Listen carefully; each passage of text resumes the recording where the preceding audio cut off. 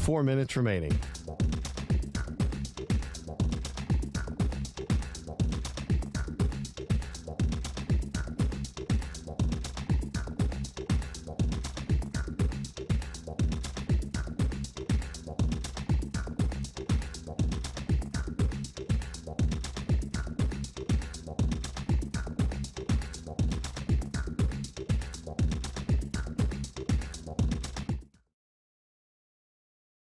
Seconds remaining.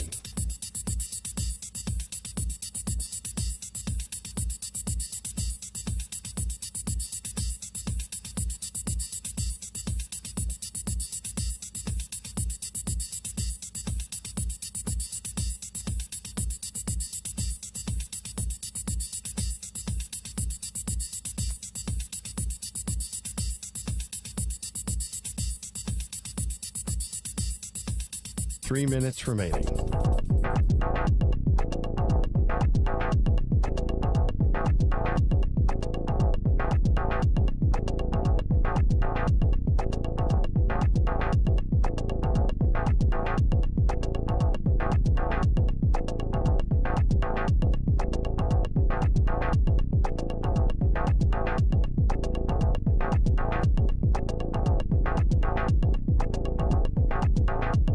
Two minutes, 30 seconds remaining.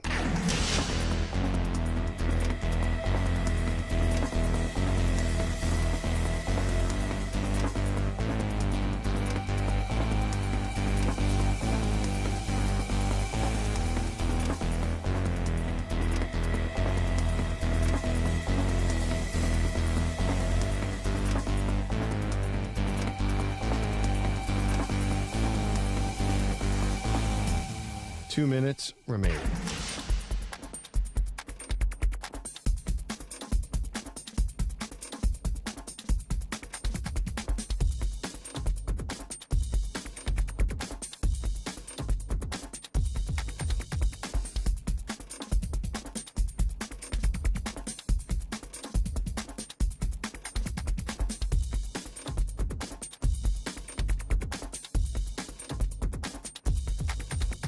One minute, 30 seconds remaining.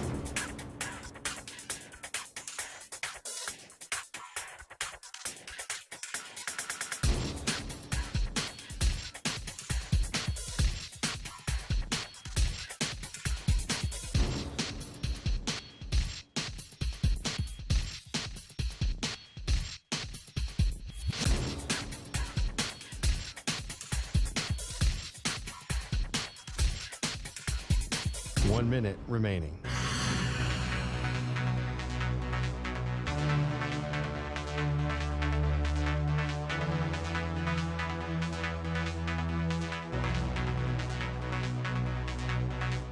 Forty-five seconds remaining.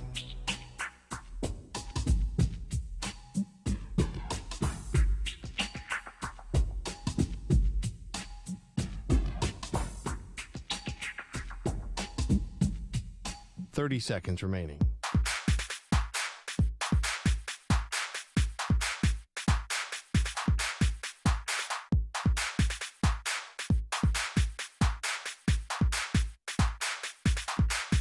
Fifteen seconds.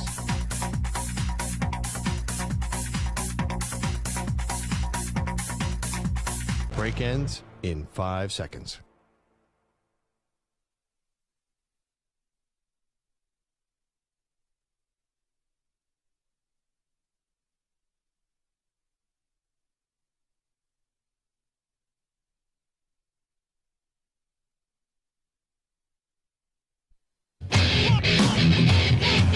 He's live. He's nationwide on CBS Sports Radio. This is the Zach Gelb Show.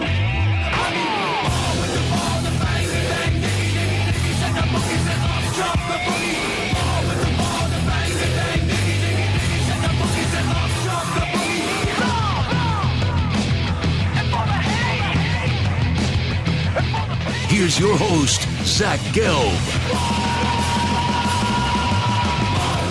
Live from the Palatial yet not overly ostentatious studios of CBS Sports Radio here in beautiful New York City, sitting on top of the 10th floor of 345 Hudson Street. Welcome on in to a special Wednesday edition of the Zach Gelb Show across all of our great local CBS Sports Radio affiliates, Sirius XM, channel 158, the free Odyssey app, and of course streaming on YouTube, youtube.com/CBS Sports Radio. 855-212-4CBS is the number to jump on in, 855-212-4227. You could always get at me on Instagram, where I'm straight flexing, or via the good old cesspool of Twitter, at Zach Gelb. That's ZACHGELB. Got Stuart Kovacs, got Chris Hess, and got the birthday boy, Michael Samter, rocking and rolling with me all the way up until 6 p.m. Eastern, 3 p.m. Pacific. Bart Winkler going to stop by for a little Winkler Wednesday today at 4:40 p.m. Eastern, 1:40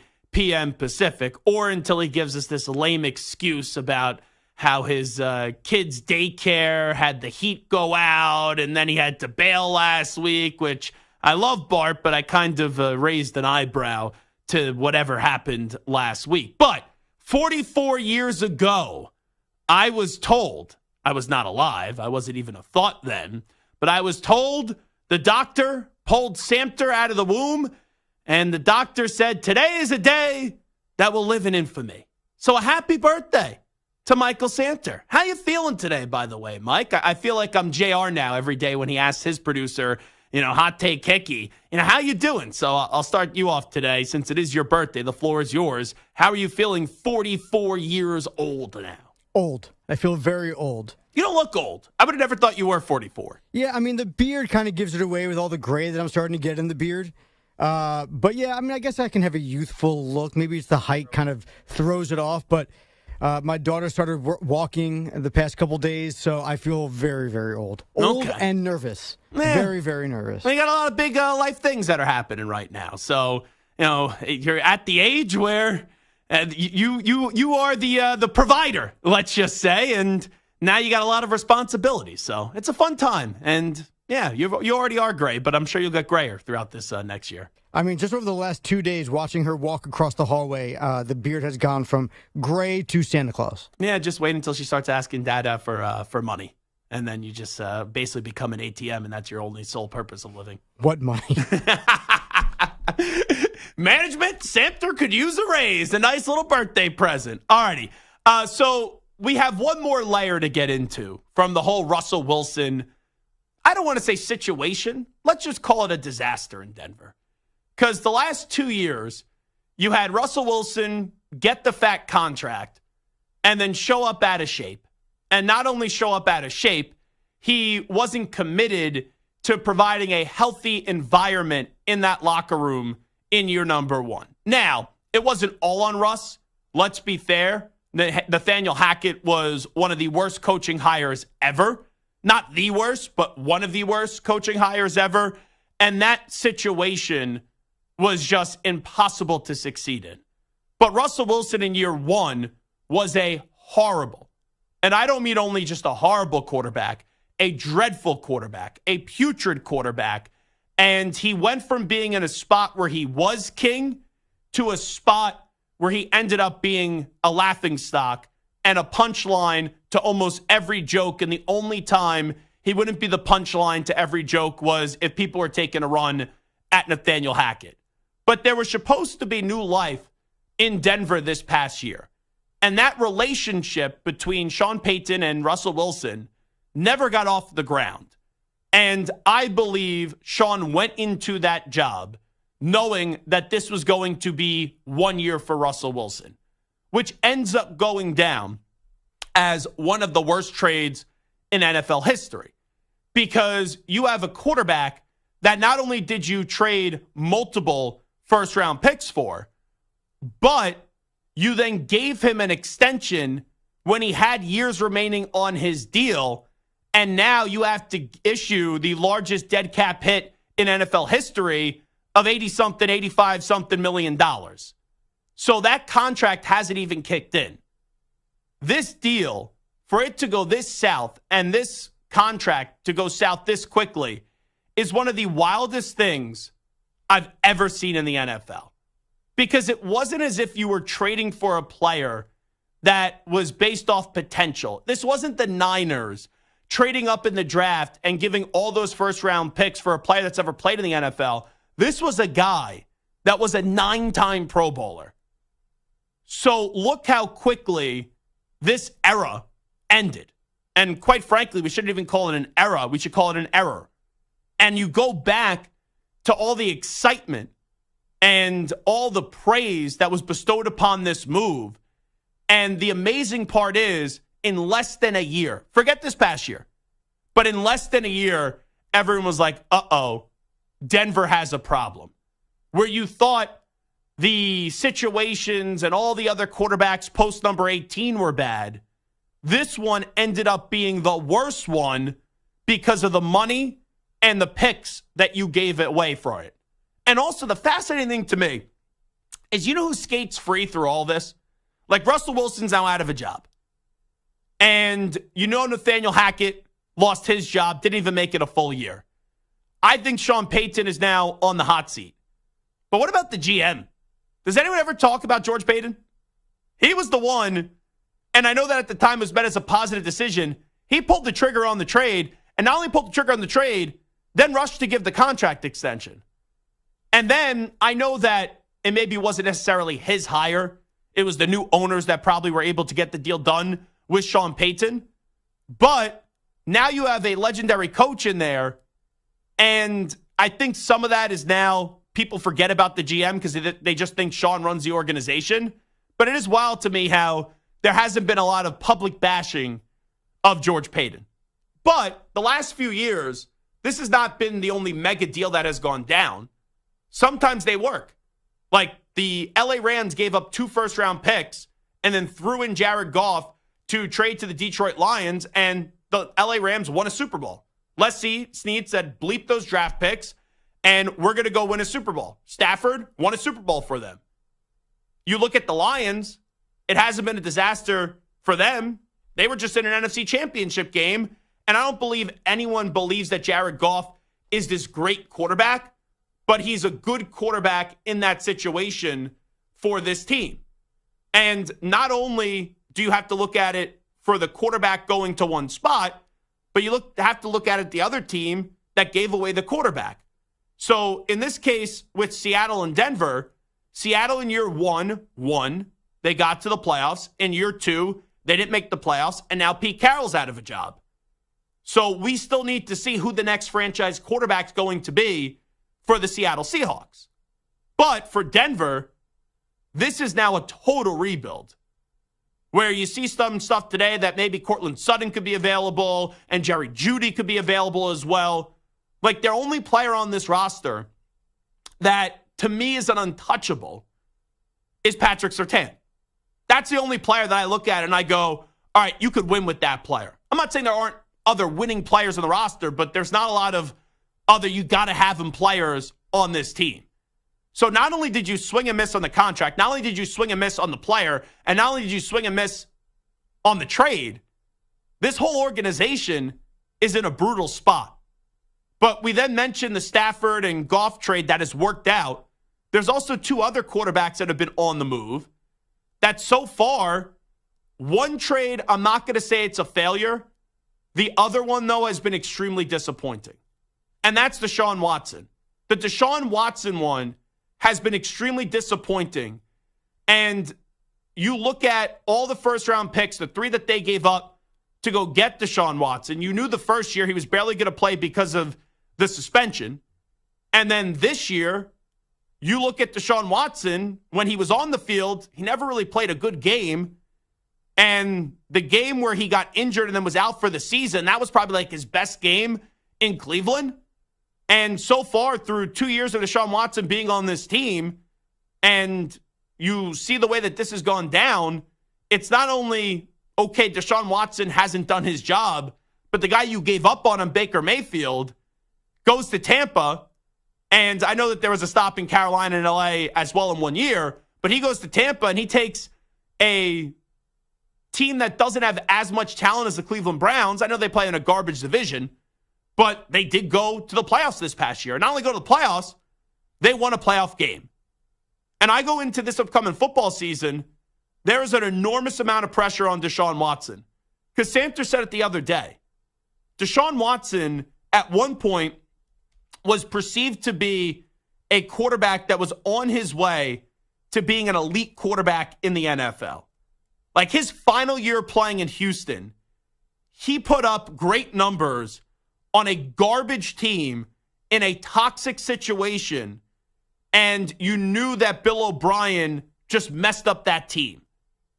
And I know a lot of ugly things have followed Deshaun Watson since then, but that final season of 2020, where they won like 4 or 5 games, he threw for nearly 5,000 yards.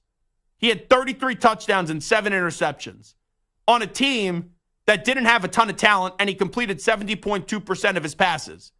But then he sat out the entire 2021 season. 2022, he only played a grand total of 6 games coming off the suspension, and he was only able to play 6 games this past year. So this is now what it feels like is a make-or-break season in Deshaun Watson's career. And you look at Russell Wilson, we went into the season, can Russ just go back to being a serviceable quarterback? Can he just go back to being a good quarterback? Russell Wilson was serviceable this year, but it still wasn't enough where Denver was going to say, all right, we're going to guarantee his $37, $38 million a year from now if we play him this year. And they elected to get rid of him. For Deshaun Watson, after this year, you got some years left on this contract. You have 2 years left on this contract after this season. So there's 3 total years left on this contract. And here's the difference. I know Russ got a ton of guaranteed money. Deshaun's contract is fully guaranteed. And I look at this Denver team, or this Cleveland team, I know Nick Chubb is coming off an injury, but you got talent on both sides of the ball. Amari Cooper is such a criminally underrated wide receiver in this league. He's a stud. Elijah Moore came on at the end of the season a little bit for the Browns too. On defense, you got a phenomenal piece in the secondary, and then you have one of, if not the best defensive players in the game in Myles Garrett. But I go into this season, and I'm a what have you done for me lately type of guy, where sometimes you look at a player and you go, oh, he's a great player, and you never change your opinion. But not playing in 2021, then getting suspended and barely playing in 2022, and now coming off injuries and only playing 6 games in 2023, we're talking about 4 years ago when the season starts, the last time Deshaun Watson was looked at and we could say, great quarterback. And I know now Deshaun is still young. He turns 29 in September. So there's still some youth in that body. But when you are that far away removed from being a great quarterback, I just think your ceiling for the rest of the time is just going to be a good quarterback. And just being a good quarterback in the AFC won't work. Like if you were in the NFC, yeah, that could work. That could be fine. But in the AFC, you have Mahomes, you have Burrow, you have Josh Allen, just for starters, standing in your way. And isn't it crazy? Where we knew that Deshaun was done even before all these allegations in Houston. But who do they end up with? Not only did they end up with C.J. Stroud on offense, but on defense, they ended up with Will Anderson Jr. So it's kind of crazy when you go through this and you look at the Broncos and the Seahawks. The Seahawks now are in a better spot than the Broncos. You then see the Browns and the Texans. The Texans are in a better spot than the Browns. And then you have Aaron Rodgers getting traded from Green Bay to the New York Jets. And I know Rodgers had the Achilles injury this year, which was so unfortunate. But going into this season, I think Rodgers individually can perform well, but the Jets don't have an offensive line. And I know there's still an offseason to rebuild that offensive line, but Joe Douglas now has had like 4 or 5 years to rebuild the offensive line, the Jets general manager, and he hasn't done it. So that's just wild when you look at it, where this league is all about franchise quarterbacks, and great quarterbacks. And you see the 3 big moves that have been made, and I don't think you could call the Jets move a failure. I don't, because they basically swapped first-round picks and gave up a 2 to go get Aaron Rodgers. And Zach Wilson stinks anyway. You take Aaron Rodgers 7 days a week and then twice on Sundays, anytime over Zach Wilson. But the point I'm making here is all the big quarterbacks that went on the move with Russell Wilson, Deshaun Watson, and Aaron Rodgers, the teams that got rid of those big quarterbacks are in a better situation now than the teams that traded for those quarterbacks. Like right now, the Broncos have no future. They have no future whatsoever. The Cleveland Browns, I don't think this is ever going to work where we look at Deshaun Watson as a great quarterback again. And I know that they just made the playoffs this past year. And I would love to see Joe Flacco go back to Cleveland. Deshaun Watson struggles the first 3-4 games of the season. And then fans get antsy and they want to see Joe Flacco back in there. And then you look at the last one. Green Bay looks to have their guy in Jordan Love. And with the roster that still has work to do, they just made the playoffs in year number 1 without Aaron Rodgers. Samter, it's crazy because even I know people could call me up at 855-212-4CBS, 855-212-4227 and say, well, Zach, the Rams got Stafford and the Lions got Goff and the 2 first-round picks. The Rams won a Super Bowl. But right now, it's not like the Lions are Joe Schmo. Heck, they just beat the Rams in the playoffs and they got to an NFC title game. That's crazy to me, Samter. In a league where it's, do you have the quarterback? Do you have the quarterback? Do you have the quarterback? There have been multiple instances in recent history where a team gets rid of via trade. Not like a quarterback just leaving, because the Patriots have been a disaster ever since Brady left. But these teams trade away their franchise quarterbacks for whatever the reasons are. And the 3 teams that have done it most recently, in the Browns, the Browns who got Watson, the Texans, the Seahawks, and the Packers are all in better positions than where they were when they traded their franchise quarterback. It's kind of crazy. The only one would be the Jets and the Packers. They're about even right now, depending on how Rodgers is when he comes back. Now, future, the Packers have a better future, I guess. But and that's why I would push back on it. Like, you just reset at the most important position with a young quarterback in Jordan Love. There could be a 5-year plan there. The Jets, I know Rodgers talks about playing 2, 3, 4, 5, 6, 7, 8, 9, 10, 27 more years. But does anyone think in this loaded AFC the Jets could go win a Super Bowl next year? No way. They can. No, they can't. They have no offensive line. We've discussed this. They're going to sign someone in free agency. Mm-hmm. They've got young talent at guard and tackle. They're going to draft somebody number 10 overall, if not move up. They'll be fine on the O-line. It's just a matter of whether or not Aaron Rodgers... How can you say they'll be fine on the O-line? This GM hasn't got the O-line right now for 4 years. Well, they have a top 15 pick in a guard in Elijah Vera Tucker, who, when he's healthy, is very good. They just drafted a center in the second round who's been great. Highest rated rookie center that's been around in a while when he plays, but he was hurt a lot last year. And then they're going to draft a tackle in the top 10, and there's like 4 or 5. And really hope he's not Mekhi Becton. Mekhi Becton was fine until he got hurt, and then he just, with that body frame, he could never recover. Well, he was out of shape and then got back into shape. There's 4 or 5 like really good tackles in this draft. There's 4 or 5 guys. Joe Alt, if he falls, and there's a bunch of those guys whose names I can't pronounce that are going to be fantastic on the offensive line. But as long as Rodgers comes back with that defense and all the weapons that they have, they'll be fine. But you can say at least in the present, they're about equal. The Packers' future is better. Well, here's why the Jets won't be fine, just real quickly. Okay. Maybe at most they make the playoffs. That's what I think their apex is. Rodgers was in Green Bay in a weaker conference, and you could argue had more talent at times in Green Bay on the offense side of the ball. Devontae Adams is better than Garrett Wilson. I like Garrett Wilson a lot. He had Aaron Jones. I know Breece Hall is a very good young up-and-coming running back in this league, but there was a bunch of names there in Green Bay, and the dude was never able to get back to another Super Bowl. Now you go into an AFC where there's Patrick Mahomes and there's Joe Burrow just for starters. Yeah, I like Rodgers. I think Rodgers will win Comeback Player of the Year next year, but that Jet team, me buying stock in them, I don't think so. I mean, just the coach stinks too. No, and you're right. But I mean, listen, Rodgers did go 15-1 with some of those guys. He won multiple divisions. They faltered in the playoffs for sure. And as a former Jet fan, I'm confident that Rodgers will falter again in the playoffs. But the idea that they could win 11, 12, 13 games with a healthy Aaron Rodgers and that roster is believable. I guess my point is, though, that the Jets and the Packers, their current situations are about even. But the odd thing is, like you said, not only is the Broncos' future screwed up and the Seahawks' future looks better, but the Seahawks' present is better than the Broncos. Oh, yeah. The Texans' present is better than the Browns' present.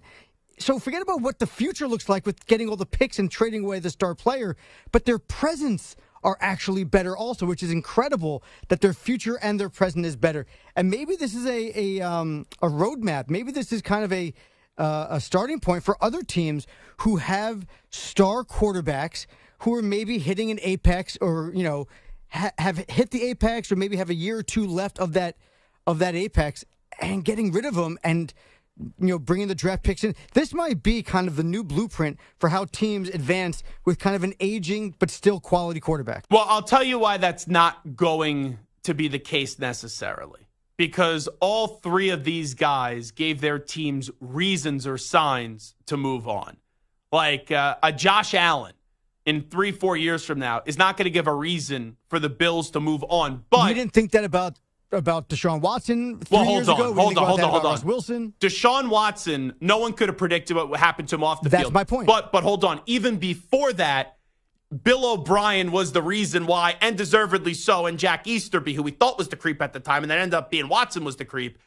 They gave Watson a reason to want to move on, and then Watson gave the organization a reason to want to move on. Russ became too big for his own britches with his ego. They gave him a reason to want to move on. So, and Rodgers, it was clear. He gave him enough. When you're not talking to the coach, you give enough reasons to want to move on. Yeah, and hindsight's 20/20. But what I'm saying is 4 years before these guys wanted out, there was no indication that they would ever be gone. When Russ wanted out of Seattle, we were like, holy crap, are you crazy? Are you kidding me? Yeah. And then when it happened, we're like, yeah, I guess that makes sense. I'm just saying, you don't know about Justin Herbert in 4 years. Maybe Justin Herbert and Jim Harbaugh clash, and Herbert's like, I need to be out of here. Maybe Josh Allen's like, you know what, Buffalo's not the place for me. I need to be somewhere else. Yeah, you just don't know what's going to happen in 4 years. Jalen Hurts, Dak Prescott, Jordan Love, maybe. Maybe Jordan Love's like, hey, guys, thank you for the opportunity, but, like, you kind of sat me around. Rodgers, you screwed me around for a while. I want elsewhere. But here's the difference. It all comes down to individual ego. Rodgers has an insufferable individual ego. Russell Wilson has an insufferable individual ego. Josh Allen doesn't. Justin Herbert doesn't as well. It is the Zach Gelb Show on CBS Sports Radio. We'll take a break. Here's a crazy sentence. Alabama spring practices are already underway, and they're led by Kalen DeBoer. What are the expectations for the new Crimson Tide for this upcoming season? We'll answer that on the other side. You're in a 5-minute break.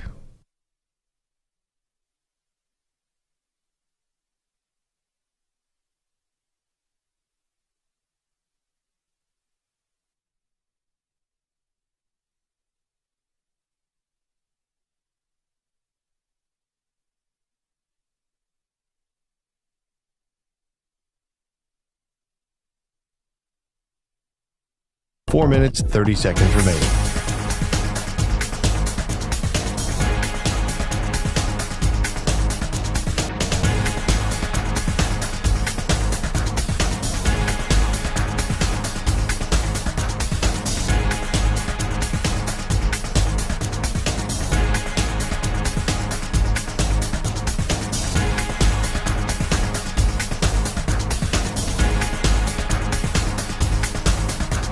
Four minutes remaining.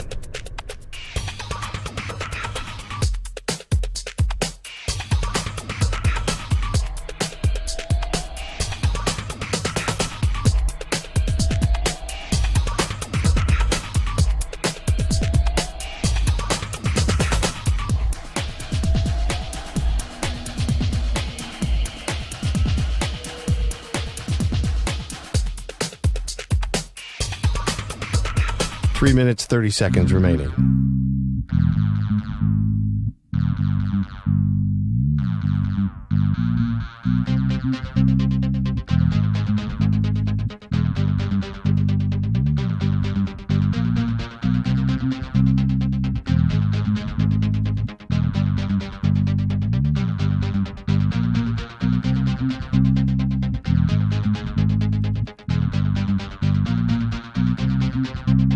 Three minutes remaining.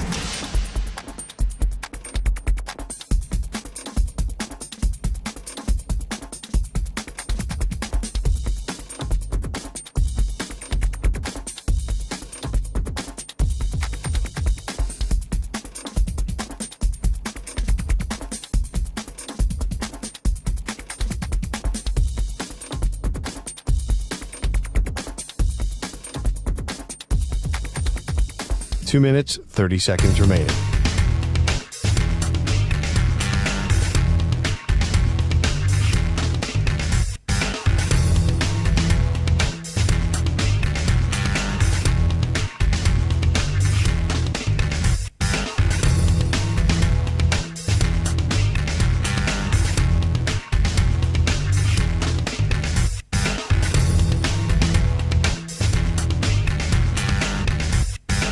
Two minutes remaining.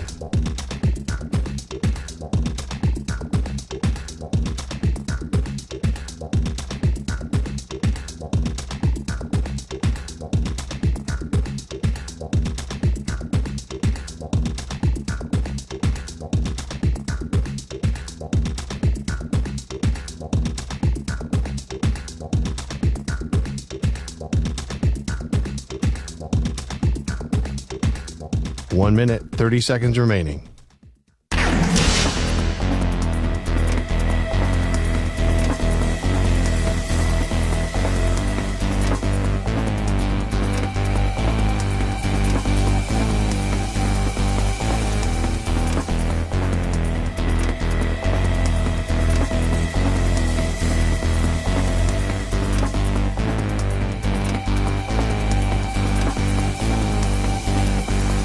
One minute remaining.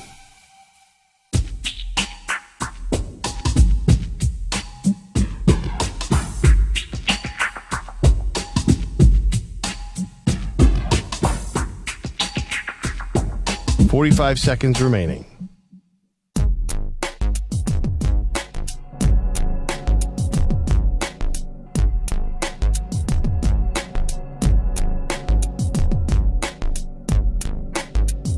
Thirty seconds remaining.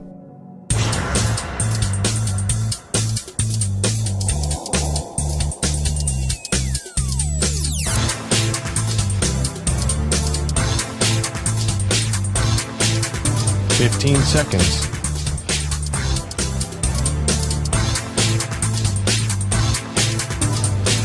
Break ends in 5 seconds.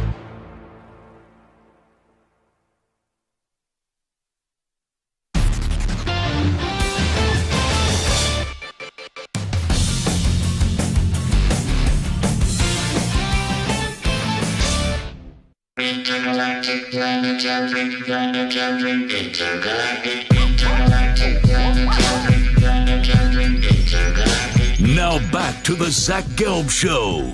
All righty, rock and roll, Zach Gelb Show, CBS Sports Radio. The Buffalo Bills, they are releasing safety Jordan Poyer after 7 seasons with the team, so an end of an era for Jordan Poyer with the Buffalo Bills, as the Bills have to retool a little bit of their roster because of salary cap reasons.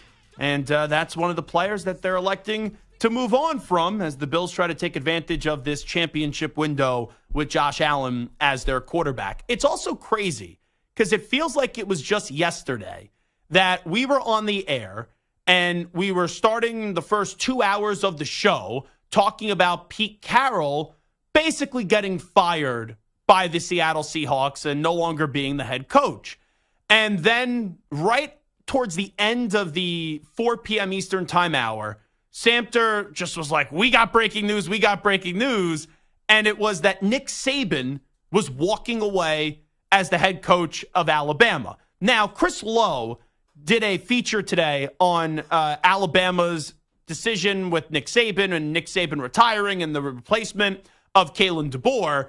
And it was with people on the record talking about this. The 2 candidates for the job were Mike Norvell, who's actually going to join us tomorrow as we're going to start our college football fix feature, and then Kalen DeBoer, and obviously DeBoer ended up getting the job. But if you recall, there was a lot of talk about Dan Lanning, and it gave a little insight in this article, not only about that, but the decision by Nick Saban to actually walk away. And just to give you a little bit of the notes here and some excerpts, it was, I thought the most interesting thing, the thing that I learned the most about, was Saban was really disappointed in the way that his players acted after losing the Rose Bowl. He said, you got to win with class, you got to lose with class. We had our opportunities to win the game and we didn't do it. And then showing your ass and being frustrated and throwing helmets and doing that stuff, that's not who we are and what we've promoted in our program. Now, a lot of people just believe, and I was one of them, that Saban walked away because of NIL, the transfer portal, and all the changes in college football. He did acknowledge those did play a reason. But Samter, I found it very peculiar that Nick Saban, and I know he said this wasn't the reason he walked away, but we know how careful Nick Saban is and how meticulous he is with his words. That was a compelling statement by Saban that he went out of his way to say this isn't the reason, but then gave a reason. And he was disappointed with his team's decorum and the way that his team acted after losing the Rose Bowl to the eventual national champions in the Michigan Wolverines. I'm not buying it. There's no way that you're walking away from a legendary career because you're upset with guys and how they acted after an emotional game. These are kids. He's used to working with kids. And kids, especially college athletes, show emotion. Whether it's responsible or not, they show emotion. And there was nothing that came out, I mean, unless something happened after that game that we don't know about. Which could be a case. Certainly could be. Something in the locker room, maybe. For sure. But, like, nothing came out from that game that indicates that, like, anything untoward happened other than maybe guys just throwing helmets. But, like, if a coach quit every time a player threw a helmet in frustration, every coach would be gone. So, Ack would be leaving CBS Sports Radio to be the next head coach of Alabama. I threw 2 helmets at you this morning. I mean, it just happened. You threw a helmet at me? Yeah, you don't remember? Oh, you must have not had a lot of force behind that helmet toss. I think it hit your remember ankle. It was very hard for me to get it all the way up that high, so I may have hit your knee. So Saban, I don't want to say I fully agree with you. I don't think it's the main reason, but for him to say it in the article, I just kind of raised an eyebrow and said, it's so peculiar and it's so bizarre that it had to play some factor in it. And you know, Saban is an old school guy. And I know that they didn't win a national championship with Bryce Young, but Bryce Young and Will Anderson, it was like when they lost that championship 3 years ago to Georgia, it was the most praise I've ever heard Saban give, and it came after a losing effort. So maybe it's because some of the players that replaced those two guys, maybe they weren't up to par on the Saban standard. And remember, there were some bizarre things with Saban this year. Like, I don't think he honestly wanted to bench Jalen Milroe when he did. And I think he allowed, for the first time in his career, the outside pressure to get to him after that Texas game. And look, Milroe was only benched not even for a full game. It was like half a game before they went back to him. So maybe it was a buildup of things. And a few years ago, right, he's at the small business conference, and he goes after Jimbo Fisher basically to implore the small business owners to spend more money on NIL and all that. But here was the back end of this. And he made it clear, I thought we could have had a hell of a team next year. And then maybe 70 or 80% of the players you talk to, all they want to know is two things. What assurances do I have that I'm going to play because they're thinking about transferring? And how much are you going to pay me? Saban recounted to ESPN. Our program here was always built on how much value can we create for your future and your personal development, academic success in graduating and developing on your NFL career on the field. So I'm saying to myself, maybe this doesn't work anymore, that the goals and aspirations are just different. And that is all about how much money can I make as a college player. I'm not saying that's bad. I'm not saying it's wrong. I'm just saying that's never been what we were all about, and it's not why we had success through the years. So maybe the actions after the game were then followed up by these requests from maybe players that Saban said, you don't have the right now to where you perform to act this way. Like if it was coming from Jalen Milroe, I'm not saying it was. Well, he was your star quarterback. You know, he salvaged that season at the end of the season. So he gets a little bit more leeway. But if some of these actions are maybe coming from a second teamer that Saban didn't think put in the work, maybe that was the driving factor why he went away. So maybe it's a mixture. And I do think it's mainly rooted in the NIL and the transfer portal. But then the actions by the guys that were asking for money and asking for playing time, and it was the backups that maybe he didn't like the way that they handled themselves after the game. And here's what I say all the time. I don't think coaches should complain about NIL and the transfer portal. These coaches make a ton of money. College football makes a ton of money. Players deserve to have a seat at that table. Now, it's the wild, wild west with NIL. It's the wild, wild west with the transfer portal right now. And you never know if players are making the right decisions. But I do like that the players have the power to make these decisions. But when you are the king of the sport, and we've seen it in basketball with Coach K, with Roy Williams, and many others, like Chris Peterson, right? He joined us right before the Washington national championship game. And even he went out of his way and said, I have no desire to come back to this version of college football. So when you know something one way for so many years and then it changes, it's someone not wanting to adapt to the times because it makes it harder. And Saban in his 70s, I don't fault him for 1 second, the most accomplished college football coach of all time and one of the most accomplished coaches, period, in whatever sport, for him saying, I don't need to put up with this crap. I'll go live my remaining 25, 30 years of life being on TV, being on College Game Day, and not having to deal in what is supposed to be an amateur sport with it now being a professional sport. I want to touch more on this. We'll do so on the other side. What are the expectations for Kalen DeBoer year one at Alabama? And also, could Nick Saban ever make a return to coaching? I don't think will ever make a return to college coaching, but maybe, just maybe, you could see him back on a sideline in one particular place. I'll give you that on the other side. Update time first. Here is the Ackman, Rich Ackerman.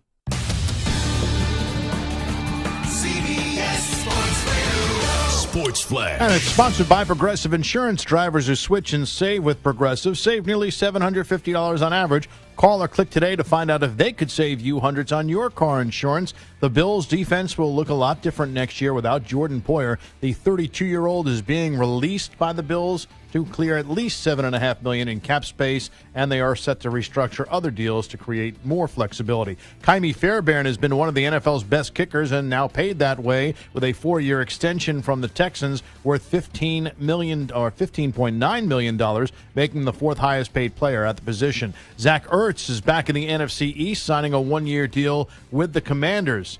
The Celtics are running away with the East in a 7.5-game lead. However, Boston's 11-game winning streak ended last night with a loss to the Cavaliers. Cleveland has been without Donovan Mitchell, but able to get past the Celtics last night. And the Hawks, coming off a big win over the Knicks, will host the Cavaliers this evening. Meanwhile, the Bucks, a half game in front of Cleveland, go for their 7th straight in San Francisco against the Warriors. The Buffalo Sabres sent Casey Middlestat to Colorado for Bowen Byram. The Avalanche also acquiring Sean Walker from the Flyers for Ryan Johansson and a first-rounder in 25. I'm Rich Ackerman. Hey, it's Amy Lawrence. Be sure to listen to CBS Sports Radio at home. Just ask Alexa to play CBS Sports Radio. CBS Sports Radio.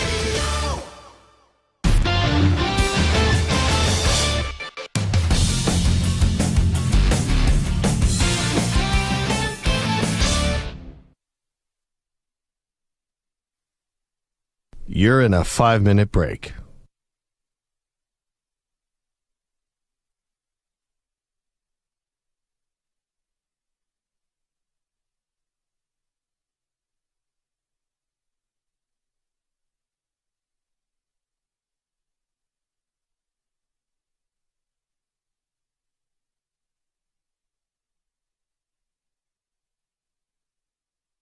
Four minutes, 30 seconds remaining.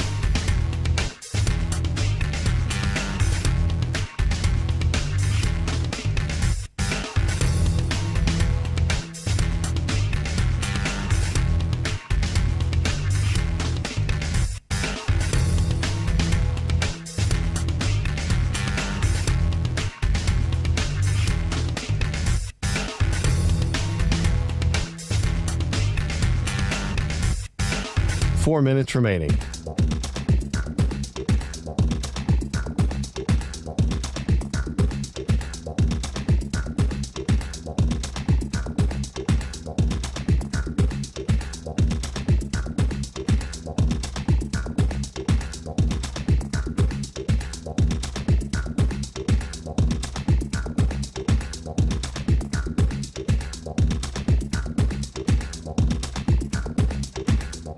Three minutes, 30 seconds remaining.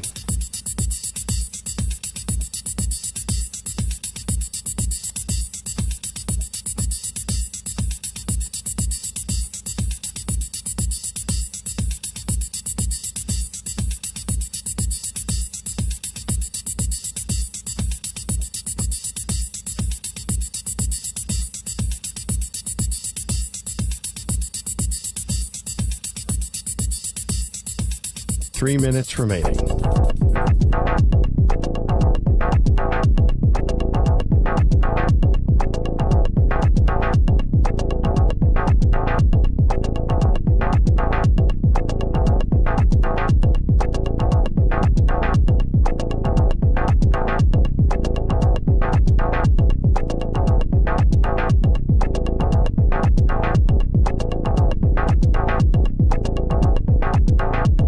Two minutes, 30 seconds remaining.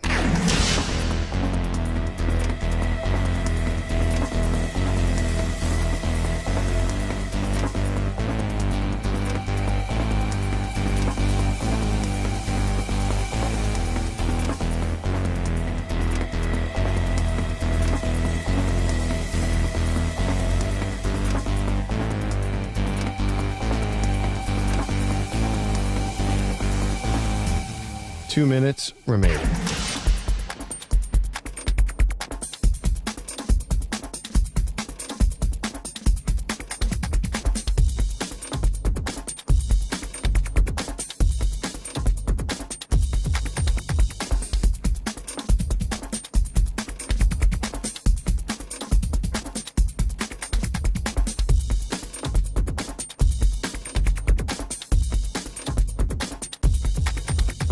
One minute, 30 seconds remaining.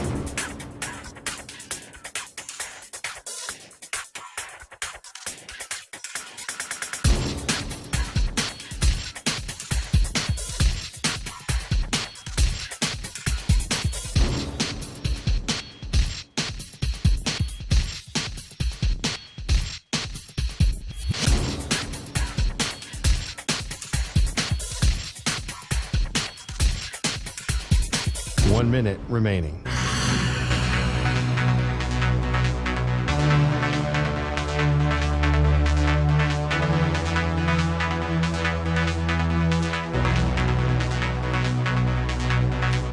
Forty-five seconds remaining.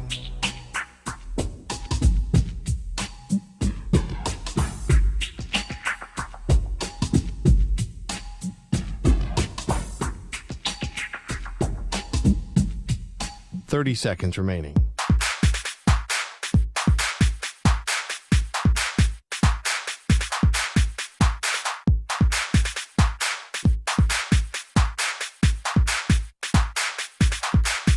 Fifteen seconds.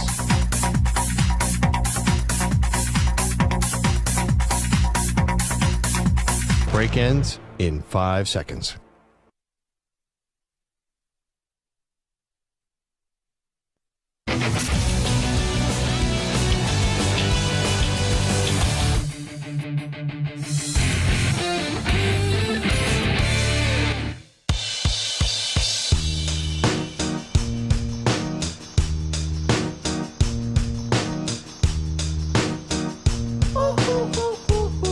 The Zach Gelb Show is on the air across the nation on CBS Sports Radio. Here's Zach Gelb. All righty, Zach Gelb Show, CBS Sports Radio. It's time to Ask the Pros, where you, the listener, gets to ask us a question. And it's brought to you by our friends at O'Reilly Auto Parts. Simply tweet your question at CBS Sports Radio or at Zach Gelb using the hashtag AskThePros. Be listening later in the show when we might answer your question. Think O'Reilly Auto Parts for all your car care needs. Get guaranteed low prices and excellent customer service from the professional parts people at O'Reilly Auto Parts. O'Reilly Auto Parts. Continuing the Alabama conversation. I will get to expectations for Kalen DeBoer in just a second. But after Nick Saban today to Chris Lowe pretty much made it clear that the changes in college football is why he walked away from Alabama. Is there a chance we ever see, like a year from now, Nick Saban say, I miss coaching, and return to football, return to coaching football? I think there is a 0% chance that Nick Saban is ever going to return to be a college coach, because there's not a program out there outside of Alabama that Nick Saban would consider. I just don't think it's possible. And also, if you were annoyed with the NIL and the transfer portal then, it's only going to grow more and more and more. And I don't think you'll get any more clarity until they try to control the Wild Wild West. And I don't think there is a solution to control the Wild Wild West anytime in the near-term future. And it's not as if Nick Saban is 45, 50 walking away. He's 72 and he turned 73 in October, even though I will say Nick Saban looks very good for his age. You would not think Nick Saban is on the verge of turning 73 years old. Like, he is kind of Pete Carroll-like, that he is a younger-looking person in their early 70s. But I'll just toss this out there. You know how much of a competitor Nick Saban is. Saban has done everything there is to accomplish in college football and then some. The one thing that he did not do well at was being an NFL head coach. And I know there's always that great what if, and it's one of the best what ifs in sports history. What if Nick Saban actually signed Drew Brees and they didn't listen to the doctors? Because not only would that impact Sean Payton with the Saints, and who knows what Sean would have been, it impacts that entire organization, and maybe it impacts Alabama as well. Because if Drew Brees, and I know Drew Brees only made the Pro Bowl once at the time when he was a free agent, and he elected to sign with New Orleans, but if he goes to Miami, maybe they're able to win a Super Bowl. And maybe it doesn't work, and Drew Brees doesn't go on to be one of the all-time greats. And maybe that's the one guy that puts a dent into the Patriots dynasty with actually having a threat inside the AFC East. So there's like 4 or 5 or maybe even 6 what-ifs from Drew Brees if he would have signed with the Miami Dolphins. But that was the 2-year stretch where Nick Saban as a coach wasn't successful. And he then quickly went back to Alabama after saying he's the coach of the Dolphins. He won't be the coach of Alabama, blah, blah, blah. Now, he did go 9-7, and then he went 6-10. So it wasn't like he was a failure, but for Saban's standards, he failed. And I wonder still to this day, how much of an NFL itch is there? And he could have left for the NFL any other time, but when you were at this job at Alabama and you're an immortal, I don't think you'll walk away, especially when you were popping off championship after championship after championship, and it was humming every single year you were there. Like, Alabama loses one game, and it's like, oh, my God, the sky is falling. Has Nick Saban, has he lost his magic touch? 855-212-4CBS, 855-212-4227. And in most years, they always found a way to get the train back on the tracks. So the only way I see Saban coaching again would be he still wants to scratch that NFL itch. 2 reasons why, though, I don't think it will happen. I believe he's going to love this new gig with ESPN. And he still gets his college football fix. And I think he's going to be spectacular on television, where he could really let his guard down and he doesn't have to worry about being careful with everything he said. And the other part too, Sam, I don't think he'll ever return to the NFL, even if he wanted to. Who's going to give him the opportunity? Like, we are now in a league where the greatest comparison to Saban is Belichick. And Bill Belichick just got passed over in this hiring cycle. I do think Bill will return again, but that's the other part. If you're thinking about giving Saban a job, why wouldn't you just give the job to Bill Belichick, who, what Nick Saban was to college football is what Bill Belichick is to the NFL. And you also have now the current day of football, where we talk about this all the time. Player coaching and being a player's coach is important, but you can't be a doormat. And there's a lot of doormats in the NFL. Now, I'm not saying Nick Saban can't be a player's coach in the NFL. Like, I think now, knowing the second time, he would adjust a little bit. But I don't believe that a lot of teams are going to take that risk, especially when Urban Meyer, not that long ago, legendary college coach, got to Jacksonville, had a desperate owner in Shad Khan, and that didn't even last the full season. So even if Saban wanted to get back into it, and if he wanted to go to the NFL, I just think there's too many roadblocks now with time ticking on Nick Saban for him to ever make a return to coaching in the NFL. You're probably right, but hearing his disdain for the whole NIL transfer portal conversation, it almost feels like in the past, it felt like college was kind of maybe a little bit easier. Like you had these young kids you recruited. Coaching in the then you had these NFL young now is kids, easier. and you had like control over the whole program. Now it feels like it's just a wild, wild west. Well, And hold so on, just real quickly, not to cut you off, but like Jeff Hafley, he was the head coach. I know BC is not this prestigious college football program, but it's a Power 5 head coaching job, and he left to become the defensive coordinator of the Green Bay Packers.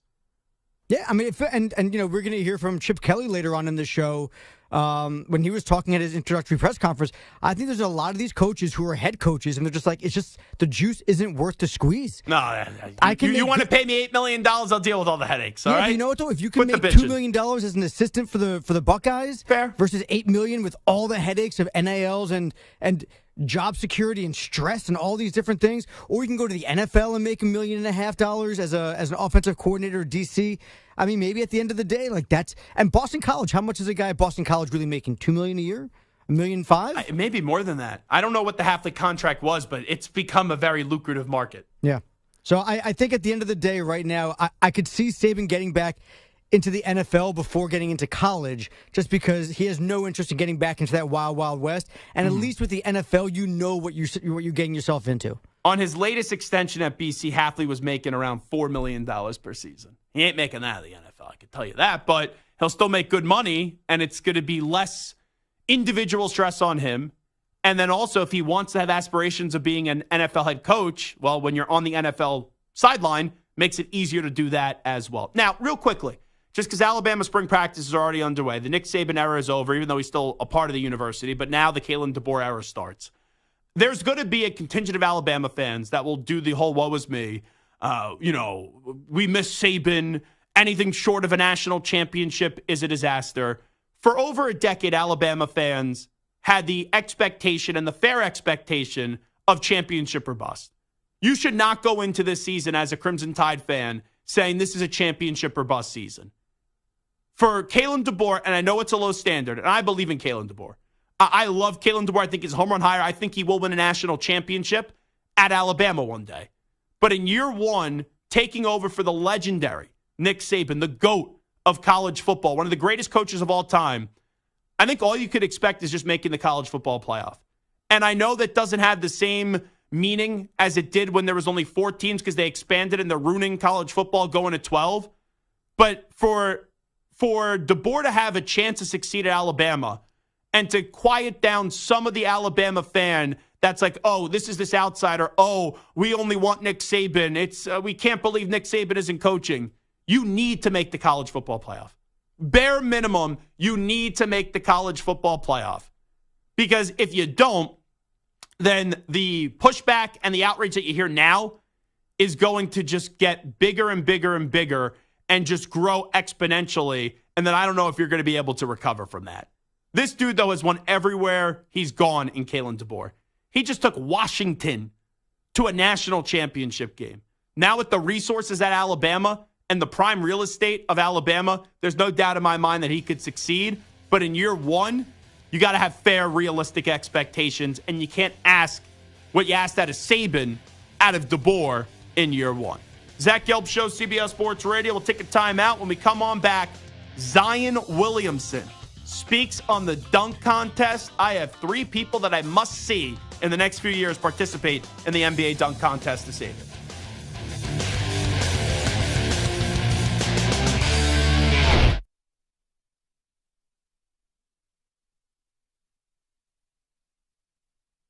You're in a 5-minute break.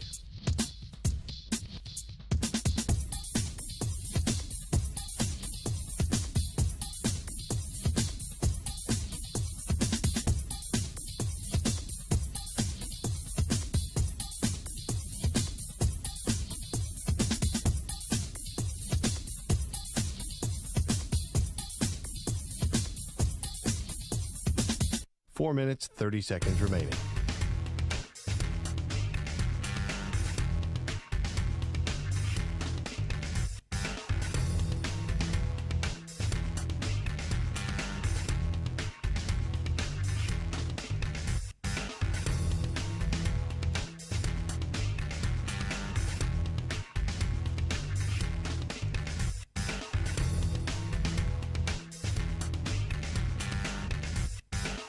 4 minutes remaining.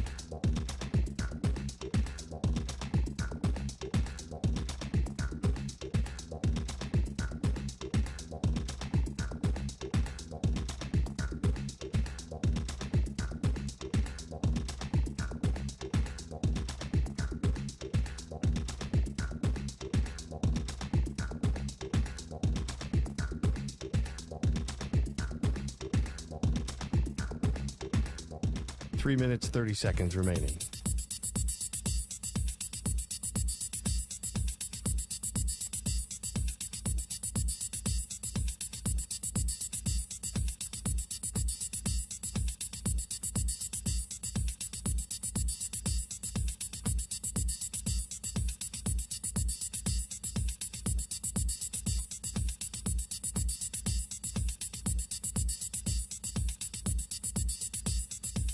Three minutes remaining.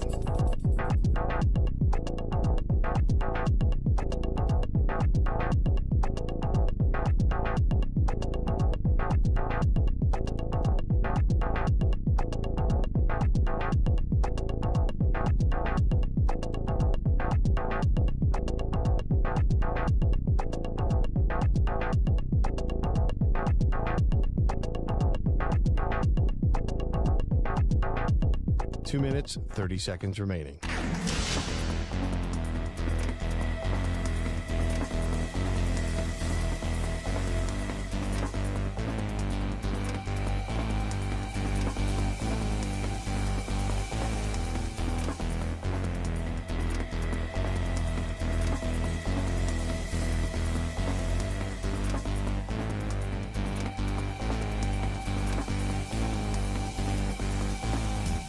Two minutes remaining.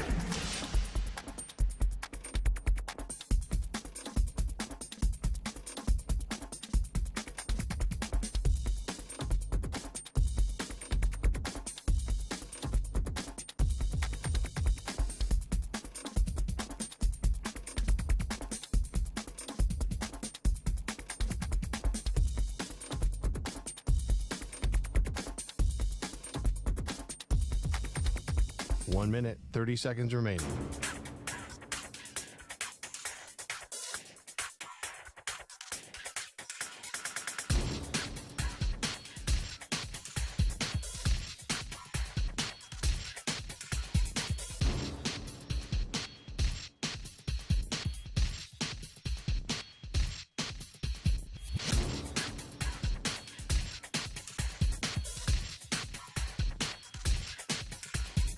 One minute remaining.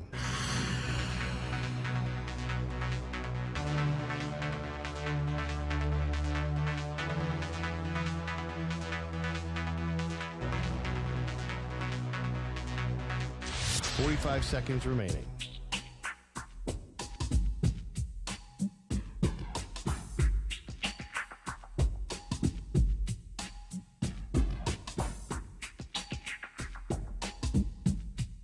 Thirty seconds remaining.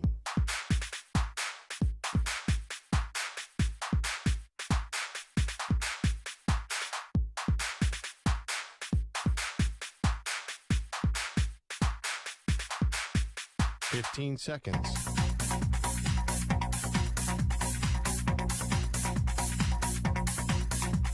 Break ends in 5 seconds.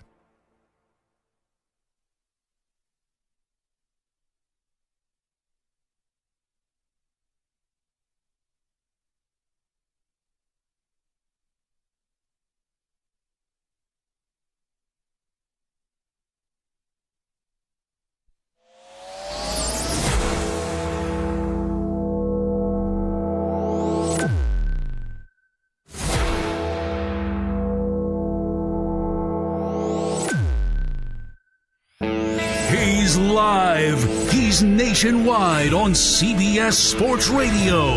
This is the Zach Gelb Show. Alrighty, hour number 2 of our radio program. It is the Zach Gelb Show on CBS Sports Radio. It is a Wednesday. Samter's birthday today, March 6th. So happy birthday to Moist Mike. It is a Winkler Wednesday, too. So we'll chat with Bart Winkler coming up 40 minutes from now. Before we get into what Zion Williamson had to say about the future of the dunk contest, which it's in like a miserable spot. I know it's bad, but it makes it worse when everyone is like bitching and complaining about All-Star Weekend and they're just slamming the dunk contest. I'm not making excuses. The dunk contest was horrible.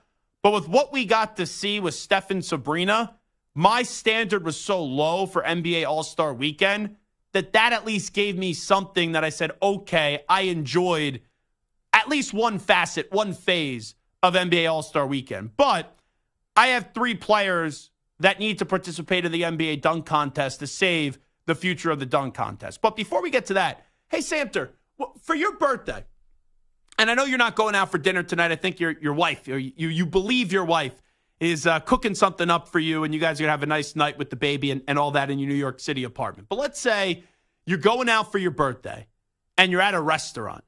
Are you a fan when, I don't know, like mom and dad or your significant other gets up, I'm going to the bathroom, and then they go find the waiter or waitress, they go, oh, that person over there, it's his birthday. Let's bring out a cake and sing to them. Or maybe they placed the phone call before. Are you a fan when you get the group happy birthday singing in public at a restaurant? Not only am I a fan, I sing along. I'm all into it. Dancing, Wait. I get up onto the table. I'll sing along if I know what they're doing. You sing happy. There's difference in you getting up on the table and dancing, but you start singing happy birthday to yourself? No, because usually they're not singing happy birthday. Usually they come out with some cheesy song that they made up.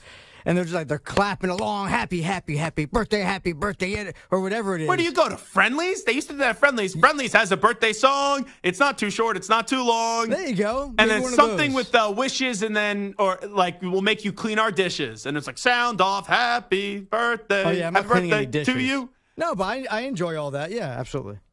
Stu, what are your thoughts? What's your verdict on this? Yeah, I'm fine with it. I mean, it's okay. I don't like being the center of attention always, but it's a fine 30 seconds. I do. And you get through it. I hate it. Ooh, hate it. I love being the one singing happy birthday, and I love embarrassing the person whose birthday it is, like going all baritone, happy birthday to you, and really embarrassing them in the restaurant. But then when it happens to me, I just can't stand it, because then like everyone else in the restaurant, and it's a birthday. Like if it's a big birthday, like 30, 50, double nickels, 60, 65, okay, I understand it. But when it's just like for example, last year I went out for my 29th birthday, and the old morning show here, D.A. Marash, they were still here. D.A. was at least. They were like Gelb's making a big deal out of his 29th birthday. All right, whatever. Like, they're not wrong. But if you have like a big milestone birthday, it's fine. But when you're like out for like your 29th birthday or 28th birthday, something like that, or a number that's not significant, and then everyone in the restaurant's going up to you saying, oh, happy birthday, blah, blah, blah, blah, blah, it kind of does annoy me. So I am a fan if I'm doing the group singing of happy birthday. But if I'm the one whose birthday it is, I like kind of cringe. And there's one spot actually on Long Island. There's a place called Ropke's where they have like an opera singer. Like the owner of the restaurant, he sounds like an opera singer. And he belts out happy birthday. And I swear to God, every time he does it, there must be glasses that are breaking. I actually have 2 opera singers in my family. Now, they're both women, and they have great voices. My cousin Amanda and then my Aunt Deb. They are phenomenal opera singers. So like when my grandpa, when his birthday's actually coming up the end of March, when my Aunt Deb is there singing happy birthday, it's pretty cool. But I don't know. In a group setting and it's my birthday, I can't stand it. I just feel so awkward about the entire thing. Note to self, when's your birthday again? Oh, you don't know? It's a crushing moment. That's not a big deal. August 9th. All right, and I almost August, said April. August 9th, I'm going to embarrass the absolute crap out Well, of you. I will not be here. You want to know why I'm not going to be here? Because one of my best friends is getting married on the 10th. And I am at the rehearsal dinner on my 30th birthday, and I am ordaining the wedding. First time in my life, I am ordaining the wedding on August 10th. So it's nice of my friends to get married and throw me a birthday celebration. Because this isn't their wedding. This is Zach Gelb's 30th birthday celebration, right? Well, before you go, when you get back, you are going to be embarrassed. Okay. Absolutely just made to look completely uncomfortable. Hey, Spike, how you doing? Yeah, let's get those applications out for a new Zach Gelb Show producer.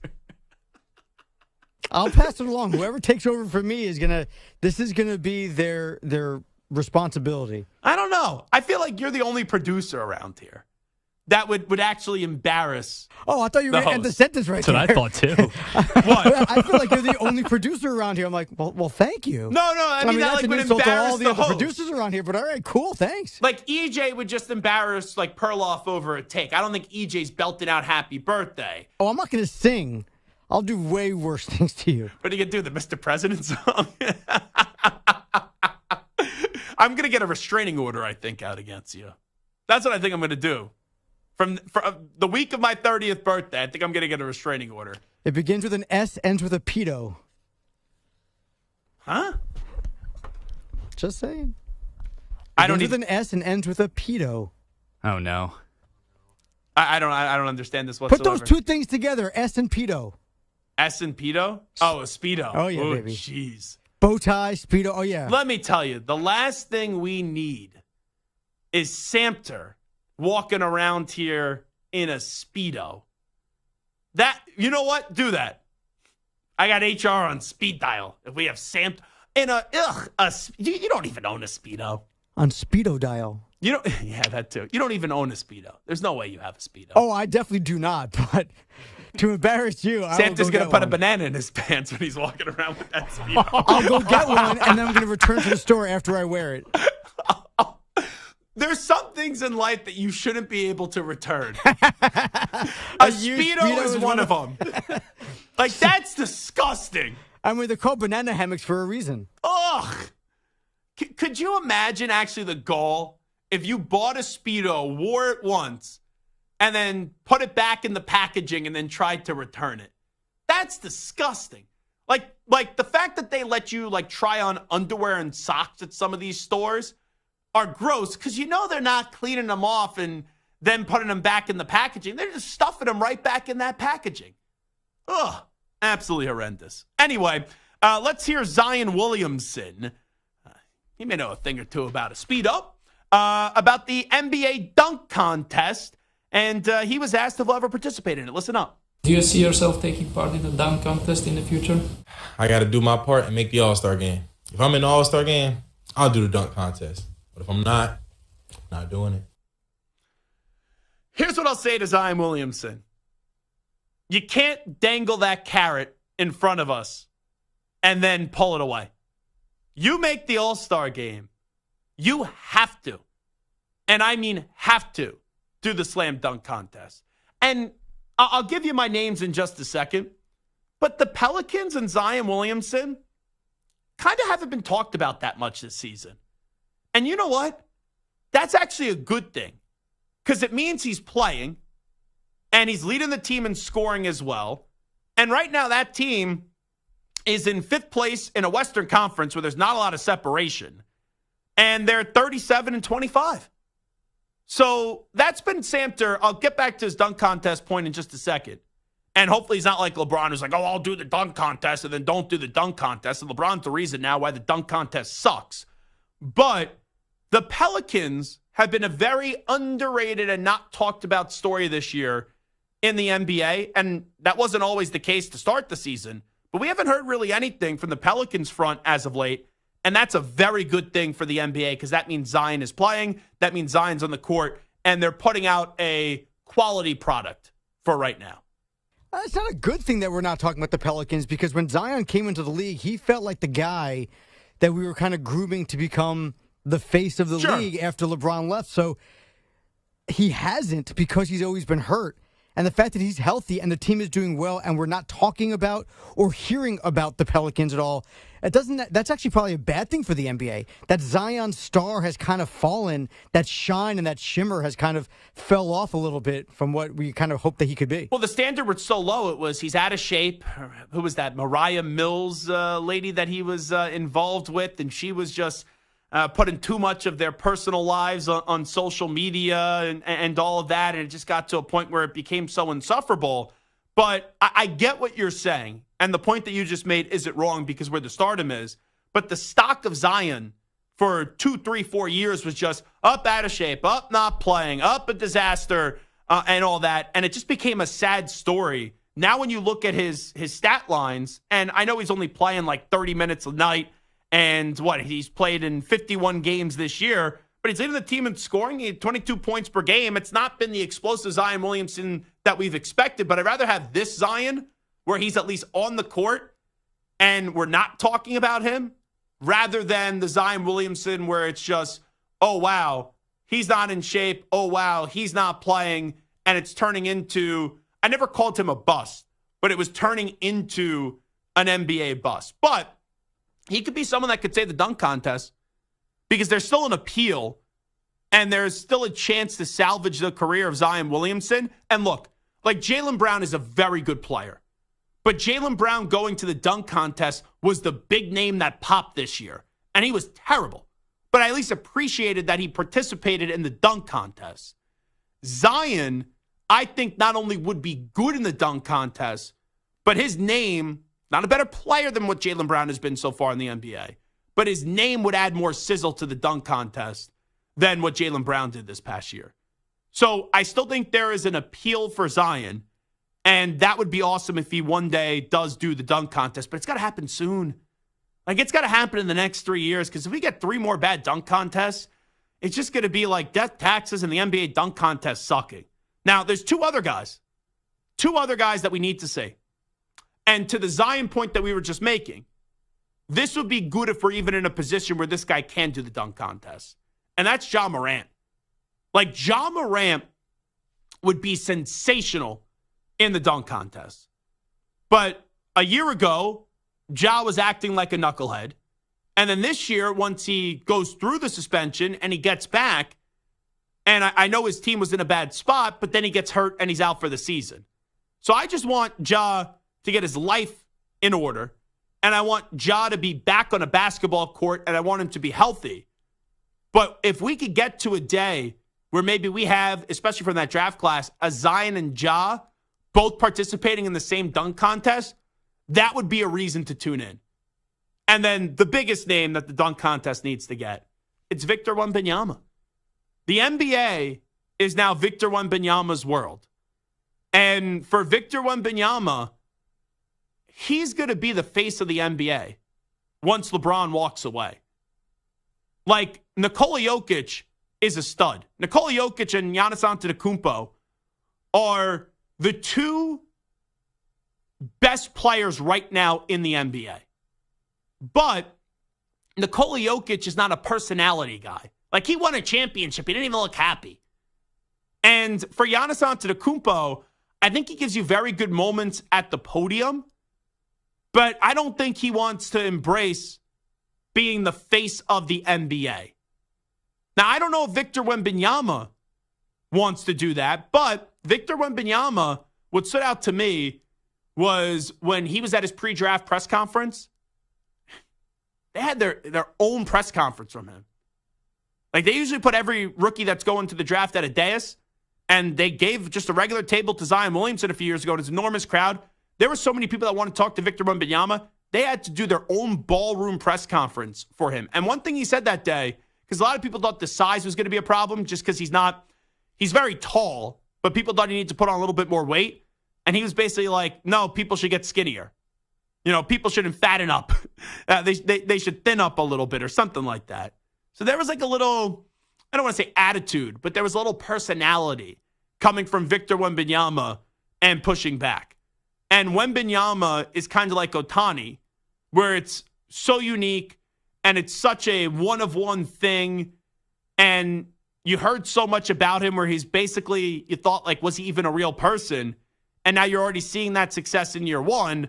But now the Spurs have to get their act together, the rest of the team, and then take off, because the best way for a player to get marketed, I know the NBA has a good marketing plan, is to get that player in the postseason. So I think those are 3 guys that could save the NBA dunk contest.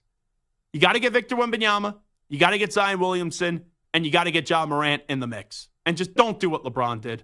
Like Zion Williamson, I'll be so disappointed in you if you do what LeBron did, where you dangle that carrot, you basically give us what we want, and then you pull it away and you say, nah, I told you I was going to do it, but then you don't actually do it. All right, it is Zach Gelb Show on CBS Sports Radio. We'll take a time out. When we come on back, there are 5 teams right now in the NFL that I think have absolutely no direction. Is there anything in sight that we could see with those teams where you could give me something positive brewing? We'll get to that on the other side. You're in a 5-minute break.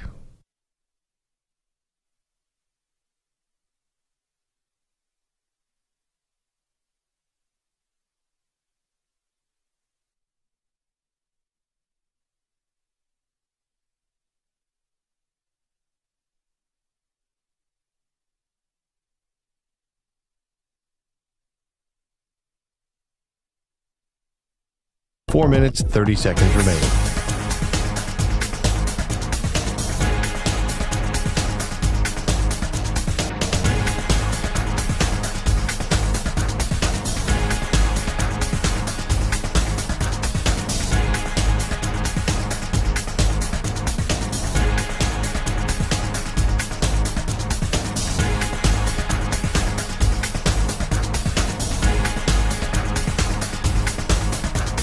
Four minutes remaining.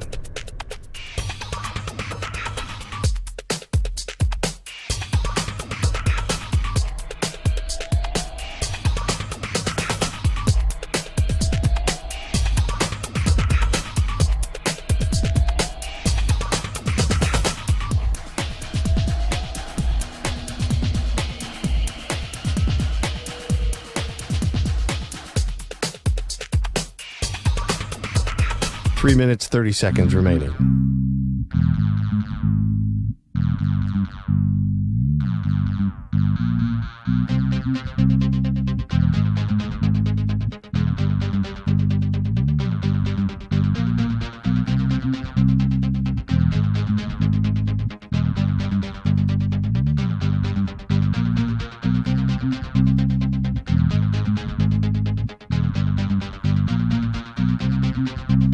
Three minutes remaining.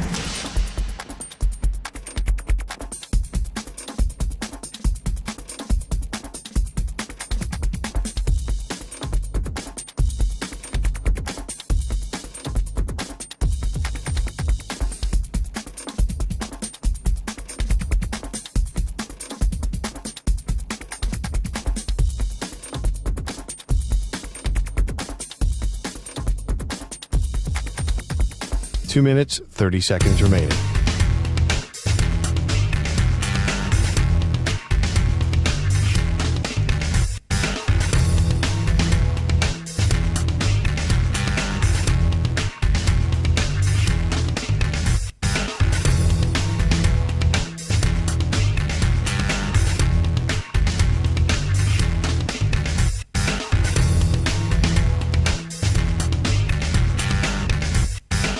Two minutes remaining.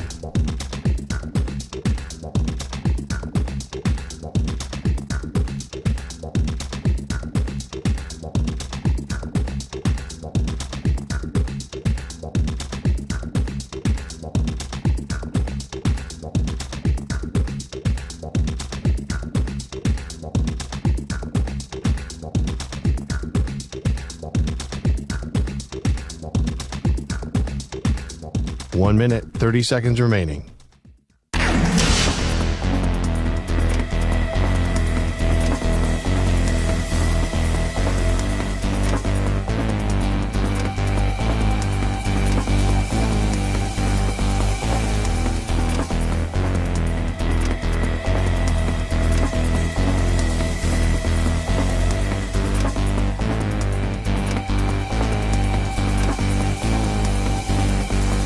One minute remaining.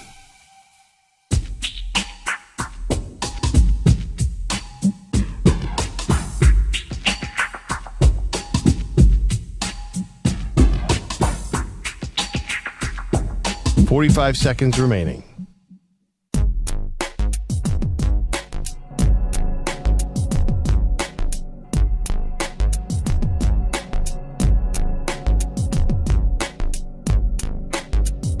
30 seconds remaining.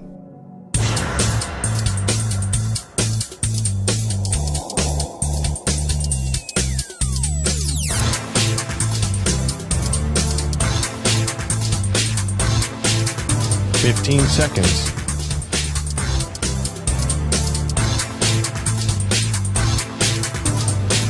Break ends in 5 seconds.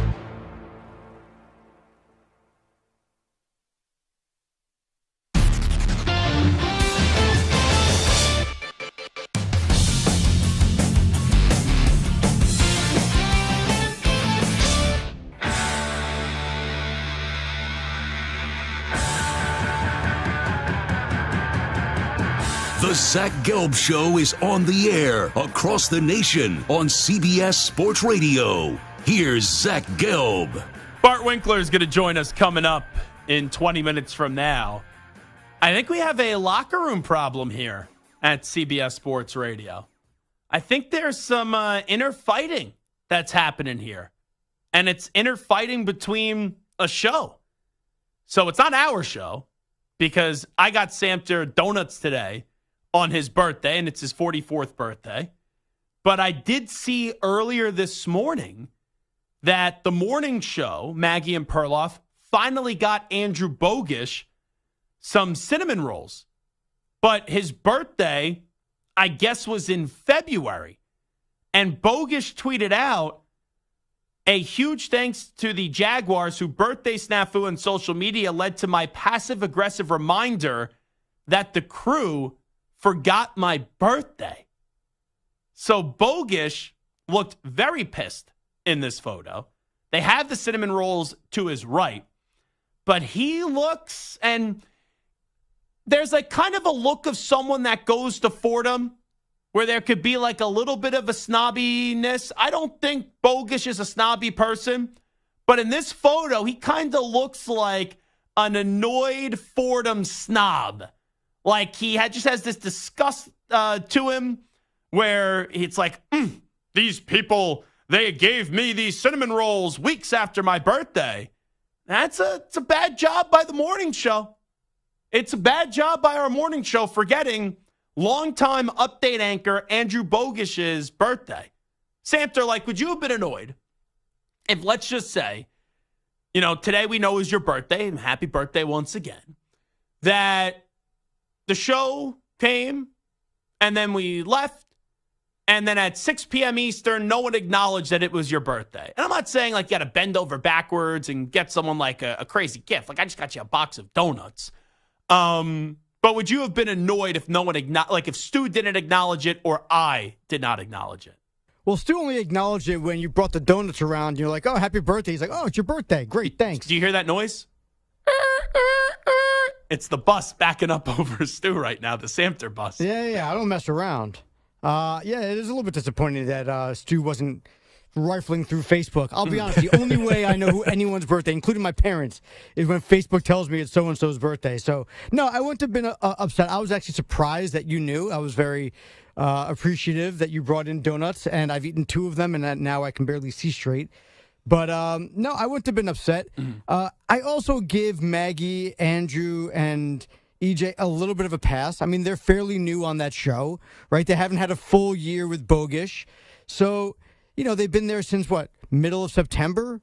So what are you supposed to do? Like, you start a new show and you're focused on all these new things. And I if you don't don't know. have Facebook reminding you, what do you go around asking, hey, when's your birthday? So eventually when it happens, like, I can surprise you with it? We started a new show within a week. We went out to a nice fancy schmancy dinner. I'm just saying. Right, but did you ask me when my birthday was then? No, I just knew. Yeah, you knew. I did my homework. I did my Facebook homework. Yeah, you did your Facebook homework. I got the alert this morning. It's Samter's birthday. There you go. So if we're not friends on Facebook, or if I didn't have a birthday reminder on Facebook, you wouldn't have known. And so, I don't blame them for not knowing. Now, if it happens a second time, right, now they have to save his birthday in their phone and save it in their calendar. Otherwise, there's no excuse. So here's the thing. His birthday, Bogish's birthday, is February 25th. So that's 1, 2, 3, 4, 5, 6, 7, 8, 9. They acknowledge it today. That's 10 days after his birthday. I think it's better to not even acknowledge it than acknowledge it 10 days later. Like, For birthdays, I give everyone a 24-hour grace period. Like, after my birthday, 24 hours. If you don't reach out, don't reach out. I hate the next day is fine, but after the next day, the happy belated birthday messages, too much for me. Way too much for me. It's like kind of like at this point saying Happy New Year when we're 2 weeks into the new year. Another thing that annoys me. Yeah, but everyone knows when the new year is, right? Like if you like woke up out of a coma and you're like, oh, it's February, whatever. Well, you may not know then. Then it's, well, Happy New Year since I missed it, 3 months ago. Yeah. Why do we have to go with the coma there? Whatever. If you missed, how else are you going to miss the New Year? I'm saying, though, like to reach out to someone and wish someone a Happy New Year. Like there's some like emails, I do it all the time. Like, hope all is well. Oh, Happy New Year. If you really cared about that person, you would have reached out and wished them a Happy New Year. I'm just saying. I think it's a humbling moment for Bogish, where he probably thought he was really close to EJ and Maggie and also Perloff, where he just realized the way that he values their relationship with him may not be really valued by the others on that show. That's all I'm going to say. Like, Pete the Body Bilotti, he's worked with him for like 10 years. Pete wished him a happy birthday. Bogish made it clear in the tweet that he wished him a happy birthday. And Maggie and Perloff, like the two nicest people I've ever met in radio. I thought Maggie, maybe Perloff would forget. But Maggie, no chance that she would forget a coworker's birthday. So I'm just saying. I'm just wondering. Yeah, but you can't what's going to happen with that show? You can't forget it if you never knew it. But is this the start? Is Bogish now the Aaron Rodgers of that show? Where what Aaron Rodgers was in Green Bay, where you knew there was an expiration date, is Bogish now the Aaron Rodgers guy where he's going to be annoyed, he's going to be arrogant about it, he's going to be contentious, he's going to be passive-aggressive. He already is with this tweet. Does it escalate into something where 2-3 years from now, we're maybe making like an act for Bogish trade and we have to include a box of donuts or a box of cinnamon rolls or something like that? Is Bogish Aaron Rodgers? That's what I'll ask. The big question. And it's going to be something just to monitor here. We're going to need a CBS Sports Radio insider to give us daily updates if there's maybe some icy stares tomorrow at the first update that comes your way at 6:25 a.m. Eastern time. I mean, a Bogish for Ack trade sounds interesting. What would be involved in that? Would we have to give up assets along with Ack? Because Ack's experience, he's been around the block. He's got the connections with Kenny Albert, and he's got the old school. He's got all the different stories he can tell. We may need to get something back in return, and it's not saying that one's better than the other, but we could look at the situation, and if they're begging to get rid of Bogish, we could leverage something out of that, like a throw-in that we could get as well to maybe enhance the show. Maybe some new decorations around here, some air fresheners around here. Can we have Maggie get rid of her Fred Jackson framed jersey over there? Yeah, that's got to go. Fred Jackson, come on. No, Fred Jackson is great, but there is too much Bills stuff around this. We have a Brooklyn Nets jersey. We could tear that thing down. I love the Mets, but they're a disgrace. The Ranger jersey we could keep up. The Buffalo Bills thing we need to get rid of. All right, I like the Vikings gear in here. I think there's Anaheim Ducks gear. I think that we could use a little bit remodeling of the studio. Need more Gelb stuff in there. It's fine. I'm not an ego guy. Just show up, do the job, do the show. That's it. I don't need a big fancy studio with all this stuff. But if it ends up coming out that Bogish's situation gets so contentious with the morning show that they call us up and they're begging us to trade Ack to the mornings and we get Bogish. I have a no trade clause. Oh, you do? Yeah. Oh, and you would be stubborn about that. You would. I'm a 5 and 10 guy. Yeah. But would you want to do the mornings? Nah, it's way too early. Okay. So they would need to give Ack, they would actually have to sweeten an offer to Ack or something like that. Maggie may need to go give Ack an NIL deal and give Ack an extra $25,000 or something like that. You know what? I'm just going to say it. I think we need a locker room leader around here at CBS Sports Radio. With Marash, not that he was a great locker room leader, but he was the locker room leader. With him now no longer working at CBS Sports Radio. It was addition by subtraction for us. Well, if you said that, I didn't. But Marash kind of, was a little bit of the glue around here, and he talked to everyone from mornings to overnights to Talk to everybody. That afternoons. doesn't mean he's the locker room Yeah, leader. but he kind of It means he's friendly. He did a good job connecting all the day parts, I will say. I think there now needs to be a new locker room leader around here, because right now we have a morning show that's very successful, but it seems like there's a fight between Bogish, Maggie, and Perloff because they forgot the birthday of Andrew Bogish. Now, here's a big moment. And there's definitely some beef between you and the morning show, too. No, I love the morning show. Bogish is not a confrontational type of person. Did you see his Twitter? He seems annoyed. Oh, he's very annoyed that they forgot I his called birthday. him. I called him. I texted him that day. Well, I will say, this is how you know your birthday really means nothing. If ACT doesn't reach out to you, I don't think there's a person or there's if ACT doesn't know your birthday, you did something wrong in life. Like, did you know today that it was Santa's birthday? Of course. There He we was go. the second person to text me after my dad. Sometimes ACT will like reach out 24 hours in advance. Yeah, I could like to say do that. ACT is- I didn't get a chance to do that yesterday, so I was going to go with the night before type of text, but I was tired. I fell asleep. Yeah, that's fine. Ack has multiple times been the first person to wish me happy birthday. There you go. At least twice. It is crazy. So how about that? Richard Ackerman wished Bogish a happy birthday, Of course. but It's a Maggie friend. and Perloff didn't. Nor did EJ. Well, maybe they forgot.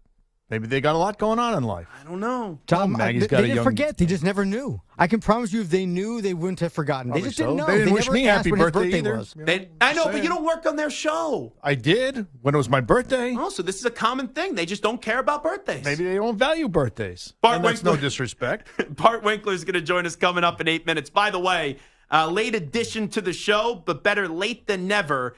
RG3 is going to join us coming up at the top of the hour, so looking forward to that conversation with him. Let's get the latest CBS Sports Radio update with potentially the new locker room leader here at CBS Sports Radio. Maybe he's finally going to get the C. Maybe he'll be El Capitan. Actually, Marco Belletti may be the best captain here of CBS Sports Radio. See, he's a good locker room guy.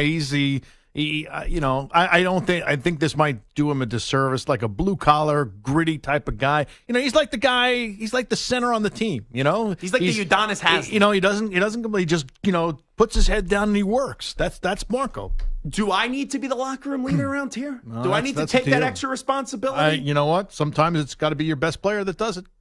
Well, that's a very nice compliment that you just gave me. That's I appreciate that. We put you in the spotlight. Maybe it's on you. All right. Maybe I'll restore some order here at Sometimes CBS your Sports best Radio. captain is your best You, player. you and were the one find who out planned the Super Bowl Vegas dinner together. Yeah. I mean, you were the one who organized that whole thing, and it ended up being all It was phenomenal. 26 of us. A lot of people showed up. It was a huge monstrous Heavy room. bill. Are we getting that reimbursement? Bart Winkler's going to join us on the other side. RG3 at the top of the hour. Let's get to the birthday leader. Here he is, the great Richard Ackerman. CBS Sports Radio. Sports Flash. I'll talk to you in August. And this report is sponsored by Progressive Insurance. Drivers who switch and save with Progressive save nearly $750 on average. Call or click today to find out if they could save you hundreds on your car insurance. Jordan Poyer has been a mainstay in the Bills' defense. Back no longer. The 32-year-old is being released. He played all but one game last year after a Pro Bowl season in 2022. Another departure from the Bills' secondary is Tre'Davious White, who's suffered a torn Achilles back in Week 4. More changes with Missed Morse, their center, also being released. Jaime Fairbairn has been one of the more reliable kickers in the NFL and staying in Houston 3 years, just under $16 million. While Zach Ertz has a new home, the three-time Pro Bowler is signing a one-year deal with the Commanders. The NHL trade deadline is Friday. Lots of deals today, as the Florida Panthers have acquired Vladimir Tarasenko from the Ottawa Senators for a pair of draft picks. The Avalanche picked up Sean Walker from the Flyers for Ryan Johansson and a first-rounder in 25, and also Casey Middlestat from the Sabres for Bowen Byram. And the Rangers have just acquired Alex Wenberg from Seattle for 2 mid-round draft picks. I'm Rich Ackerman. Hey, this is JR. Let's hang out weeknights here on CBS Sports Radio for my show, The JR Sport Brief, 6 p.m. Eastern, 3 p.m. Pacific. CBS Sports Radio.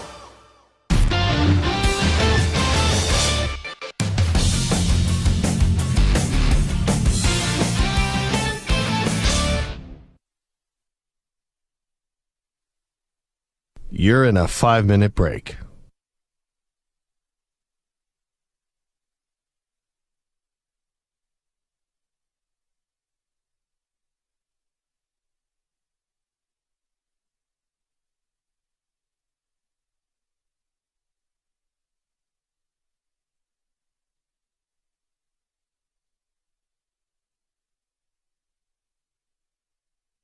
Four minutes, 30 seconds remaining.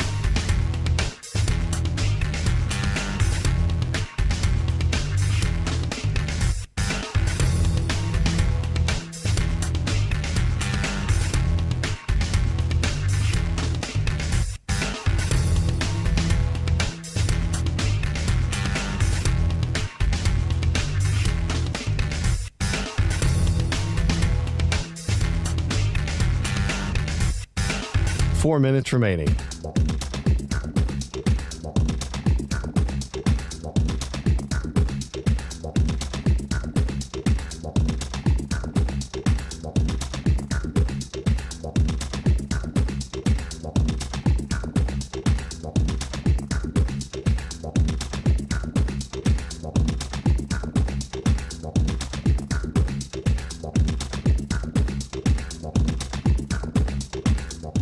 Three minutes, 30 seconds remaining.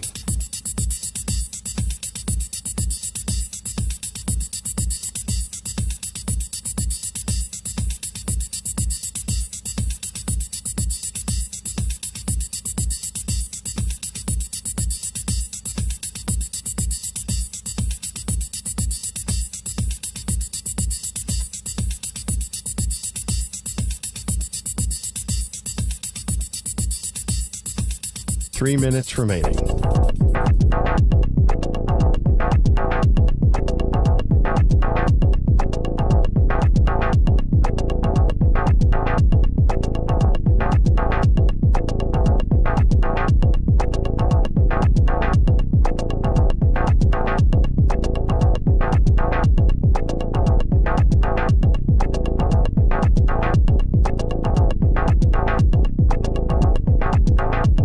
Two minutes, 30 seconds remaining.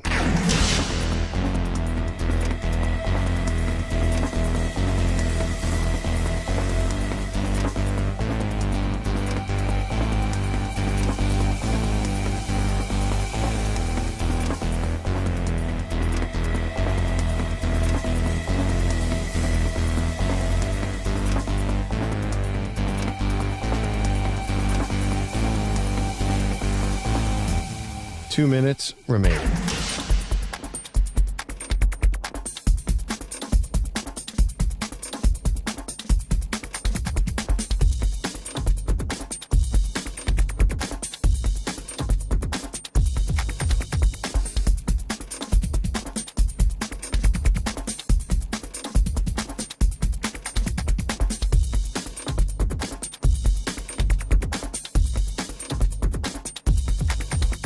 One minute, 30 seconds remaining.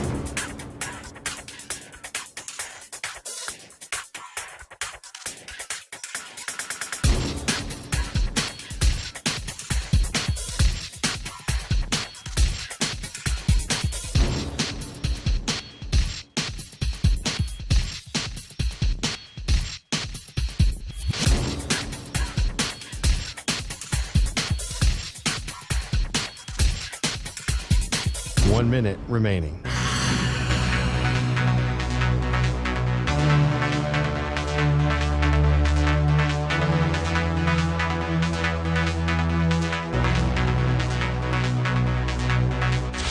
Five seconds remaining.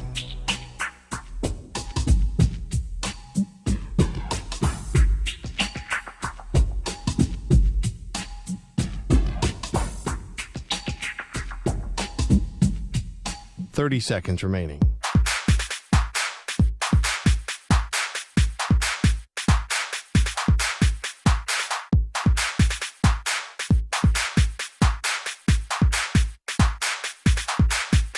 Fifteen seconds.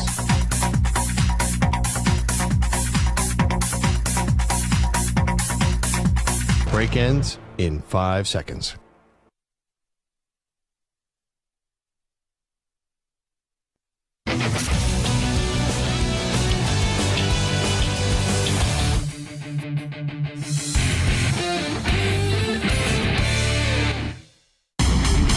to battle for CBS Sports Radio.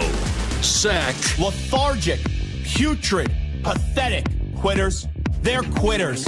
What a joke. Bart. Something fun to talk about. That's what we do here. It's like, hey, guys, it's like we're just hanging out at a bar talking sports. It's time for Winkler Wednesday. Only on the Zach Gelb Show. All right, it is Winkler Wednesday. Zach Gelb Show, CBS Sports Radio. The great Bart Winkler is here with us. You can catch him, obviously, weeknights on CBS Sports Radio. Many of these same CBS Sports Radio affiliates from 10 p.m. to 2 a.m. Eastern Time. And I guess Bart is ready to go for baseball season as he's wearing a Milwaukee Brewers shirt today. It's a very nice shirt. Bart's also a big deal in Milwaukee because when I was in town, he took me to the Brewers Stadium and he gave me like a little private tour. He just walked in, said, this is my town. This is my baseball stadium.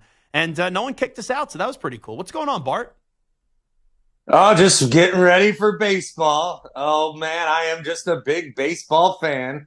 Yes, I am. I love my Milwaukee Brewers and how we kind of adapted this. Hey, just get hot and in the playoffs, and anybody can win. And then we're the one team that actually can't win by doing that. But I love baseball. So I have to ask you a CBS Sports radio question here right out of the gate. There was an issue on the morning show where Andrew Bogish got annoyed at his own coworkers, Maggie, Perloff, and EJ, because they didn't acknowledge his birthday, which was 10 days ago. Do you think that's an issue? Like, did you know when it was Shep's birthday? Did you make sure you wish Shep's birthday? And is this maybe like an Aaron Rodgers 2.0 situation where now there's a little bit of feelings that are in the way, and now they may not be able to restore that situation on the morning show? Oh, it's that bad, huh? Oh, my goodness. Shep just celebrated a birthday. He took off, I'm pretty sure. He was off, I think, for other reasons, but either way, he was off. Mm-hmm. And I didn't know. I didn't know that was part of him being off, and I saw him post about it, and so immediately I saw it, and within seconds, I wished him a happy birthday. Gotcha. And then it's very interesting. Are you bringing this up because today is my birthday? Oh, is it really? No, it's not. I was going to say, because I know people's birthdays around here. I would have thought I knew when your birthday was, but it is Samter's birthday today. So that would have been pretty cool if you and Samter shared the same birthday. No, my parents didn't get it on until August, so I'm a May birthday. So. Oh, okay. I was going to say, I thought that meant you were born in August, but I understand what you're saying there. Anyway, Bart Winkler is here with us. Bart's doing a good job dancing around, trying to get into any more fights or start any more fights here at CBS Sports Radio. So let me start you off with your Bucks. I know Giannis is dealing with the injury. It was very negative heading into the All-Star game. Now it's starting to get back into a little bit of a positive direction. Do you think your Bucks, when all's said and done, when you get to the postseason, are the best team pound for pound in the NBA? As much as I am a Celtics hater, I do have to acknowledge what they are doing and how good they are. I do think that the Bucks are very good also. I think that this Bucks team has been good throughout the year. They've got Dame and Giannis, and I think that that's a pretty good combination. And for a while, they weren't getting the most out of those guys. Obviously, there was a coaching change, and that has helped. If anything, the vibes seem to be much better. I'm eager to see how they do in Golden State tonight. I think it's going to come down to those two teams in the East, and the Celtics are probably going to have home court. Sometimes that matters in that matchup. Sometimes it doesn't. There'll be a game where the Celtics do go up by like 30 points before the first time out. That always happens. That sucks. They're good enough to win a title. They are good enough to win a title. It's just, can they overcome, Doc Rivers' historic blunders? Can they overcome or get the most out of this duo? And can they overcome the Celtics? I don't know. I'm a huge Bucks homer, and I'm a huge Celtics hater. But I think that series is going to go, I think 5 times out of 10, each team wins at this point, looking forward. So they're good enough to win. It's just a matter of are the the dice going to roll that way. The only team I trust in the NBA this year is Denver. It's the only team that I look at and I say, that's the team that I feel most confident about in winning the NBA championship. For the Bucks, I feel like the regular season was kind of irrelevant, and then they made the coaching change, and then it turned into being relevant. And for the Celtics, I know that they've only lost 13 games in the season so far, and it's remarkable that that's where they're at. And they've just been absolutely just dominating as of late, as they had through the entire season. But the Celtics kind of give you that Buffalo Bills kind of feeling, if you want to compare them to a football team, where regardless of what they do in the regular season, we've seen them in the postseason before. And I know they've been to an NBA Finals, but until they hold that trophy, there's always going to be that but feeling with the Boston Celtics. Yeah, I've been comparing them a bunch to the 49ers. Because that's actually probably a better comparison than the Bills, because the 49ers have been at least in the Super Bowl now twice. Yeah, and between those two teams, the Celtics won in 2008, and that was it. And if you were to take like a survey or a heat check or whatever you want to say, and just like this should be somebody in college, if you're a senior, do a research project, do your senior project. I did mine on Jack Bauer. I did mine on the 24? masculine and feminine. Yeah, the masculine and feminine traits of Jack Bauer on 24. I got an A. There were feminine traits of Jack Bauer on 24? One season ended with him just crying in his car.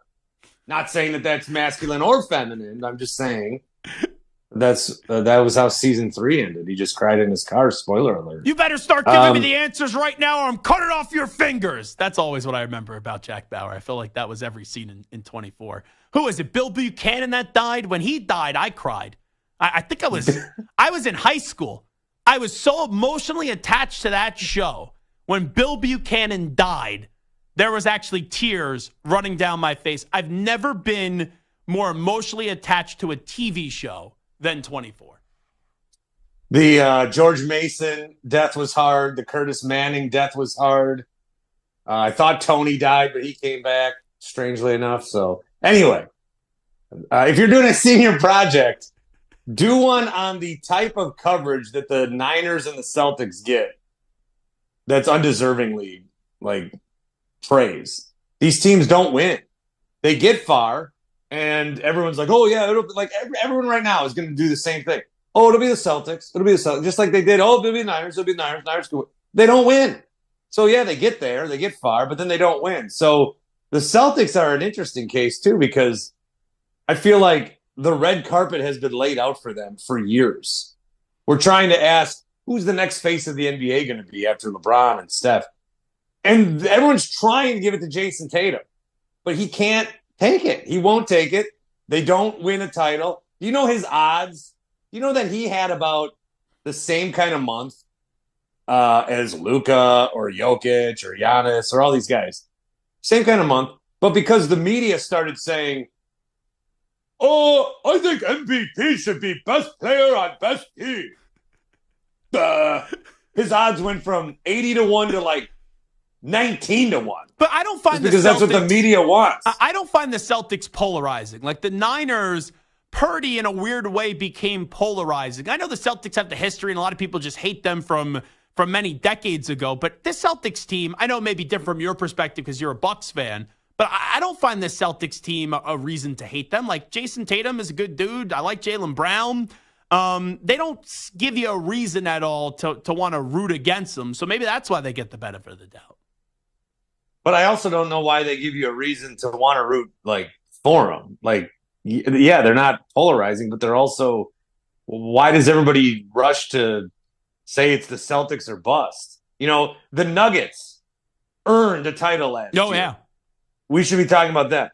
The Bucks earned a title a few years ago.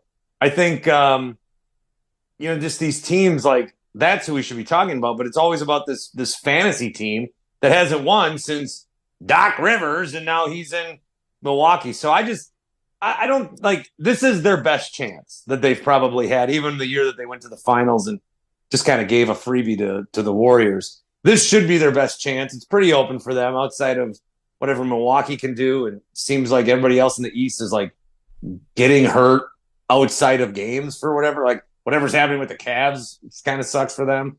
There's just random injuries popping up. But if they don't win, I'm curious to see, like, is there a change? Is the Brown-Tatum duo a great duo but not a championship duo? You don't move on from Missoula at that point after 2 years where you did well but just don't get it done. Because we see so many teams, especially in the NBA, like Vogel won a title 3 years ago. He ain't coaching in L.A. Nurse won a title. He's not there. Budenholzer, these guys, they win a title 2 years later, you get fired. Yeah, hockey coaches and basketball coaches, I think they coach at like 7 or 8 different stops before their career is all said and done. I do think the best thing for the NBA, though, Bart, for this year, with the way that it's so wide open, would be that we get the 2 best players in the league representing the in the NBA Finals, and that would be Nikola Jokic, and that would also be Giannis Antetokounmpo. You give me that NBA Finals, Nuggets and Bucks. I don't know nationally where the appeal would be, but for me, I think that would be a great thing for the league. Well, there should be a lot of good national appeal. One of the things I was ranting about last night was they were talking on a different network. So ESPN? About how, they were talking about Victor Wembanyama and, like, how much patience should he have with the Spurs? Why are we doing this? Why? In the NFL, it's like, could you imagine if the NFL media covered the league like the NBA does? It'd be like, geez, Jordan Love's pretty good, but how long is he going to want to play in that small market? Well, they need to do it in the NBA because the NBA product now stinks. The regular season is atrocious, where the NFL, every regular season game, even if the quality of play is not good, it matters. So that's the NBA. It has become such a drama league where all the drama sells, and that's really what makes the league rather than anything from the regular season in terms of on-the-court play. I think Adam Silver might be the worst commissioner right now in sports. Know me, I'm not a fan of him. The only thing that Spineless Silver needs to thank, the person needs to thank, is Rob Manfred, because he stinks. Both those guys, they're terrible. Like Goodell and Gary Bettman, who a few years ago, if you would ask me who are the worst commissioners, it's Goodell and Gary Bettman. I think now they're the 2, out of the 4 major sports, they're the 2 best commissioners. They're better than Silver, and they're better than Rob Manfred. Like, I don't even know what, outside of the pitch clock, Rob Manfred has done nothing. And outside of the most obvious thing ever, getting rid of the terrible, despicable Donald Sterling, Adam Silver has really done nothing other than just kind of make this a player-driven league and basically just disrespect the fans, quite frankly. So anyway, Bart, this is always fun. Just real quickly, I got about 25 seconds. You in or out on J.J. McCarthy? I don't think we know enough. I'm in on Michael Penix Jr. That's the guy who should be top 10. MPJ. That's my guy. Got it. There he is. Bart Winkler joining us on CBS Sports Radio for Winkler Wednesdays. Anytime there's a polarizing question about a quarterback, we go to Bart, and then he gets referred to as someone that was so disrespectful to Brock Purdy and now being disrespectful to J.J. McCarthy. Bart, we'll talk to you next week. Thank you, my friend. Bye. There you go. Bart Winkler. Make sure you listen to him later this evening, 10 p.m. to 2 a.m. Eastern time on many of these same CBS Sports Radio affiliates. We go from Bart to a Heisman Trophy winner and a man that has opinions on quarterbacks. That, of course, legendary Baylor Bears quarterback, played in the NFL with the Commanders and the Ravens. RG3, Robert Griffin III, will join us when we return in 5 minutes.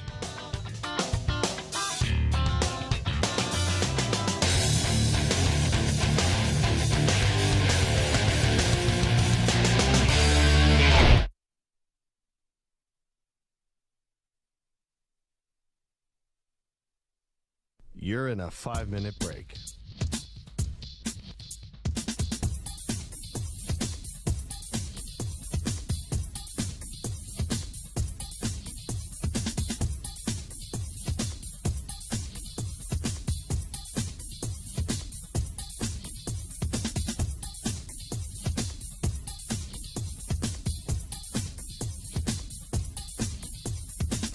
Four minutes, 30 seconds remaining.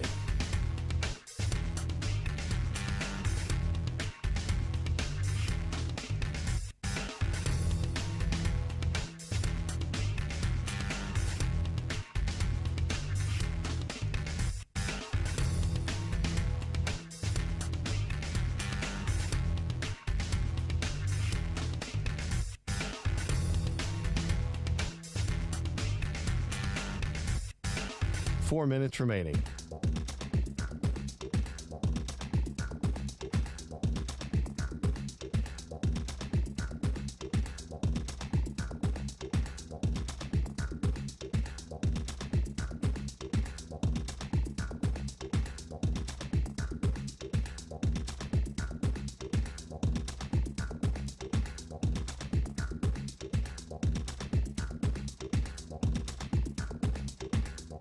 Three minutes, 30 seconds remaining.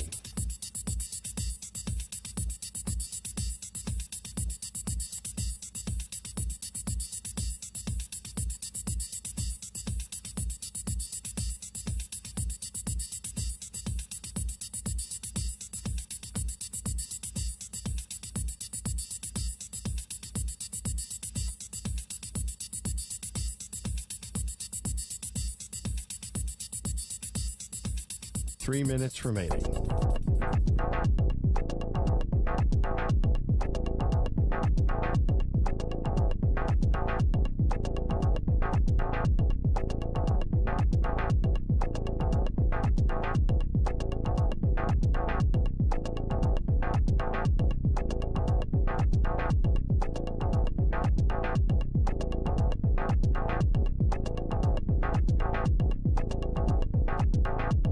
Two minutes, 30 seconds remaining.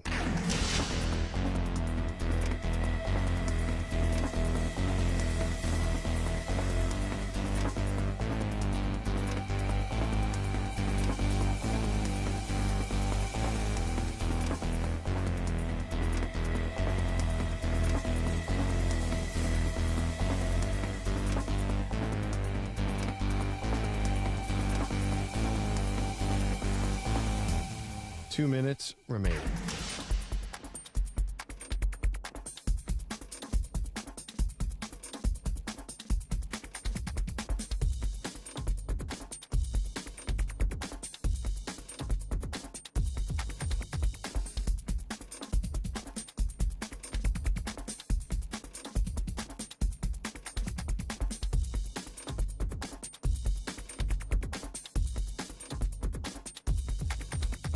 One minute, 30 seconds remaining.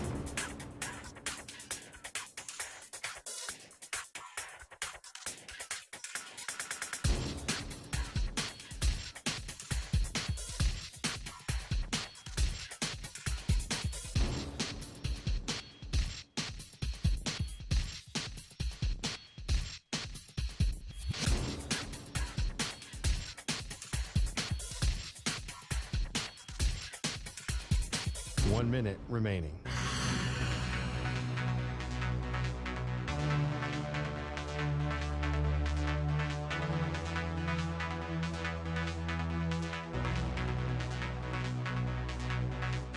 Forty-five seconds remaining.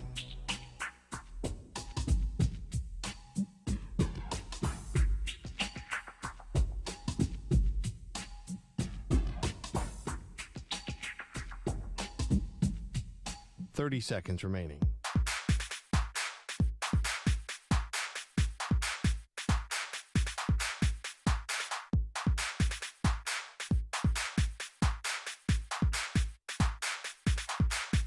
Fifteen seconds.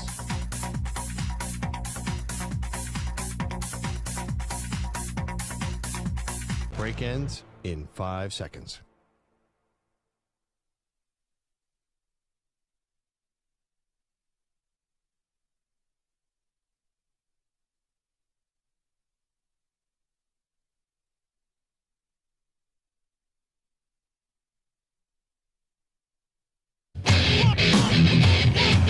He's live. He's nationwide on CBS Sports Radio. This is the Zach Gelb Show.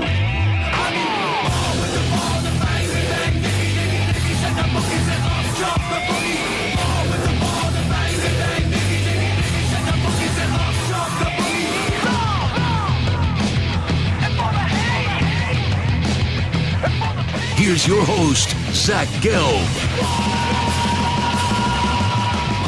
And away we go, hour number 3 of our radio program. It is the Zach Gelb Show, coast to coast on CBS Sports Radio. We'll chat a little bit about the NFL draft that comes your way at the end of April. We also get set for free agency that's right around the corner next week. And we bring in from ESPN, one of my favorites, and that is the Heisman Trophy winner, Robert Griffin III. RG3, how you been, my friend? What's going on?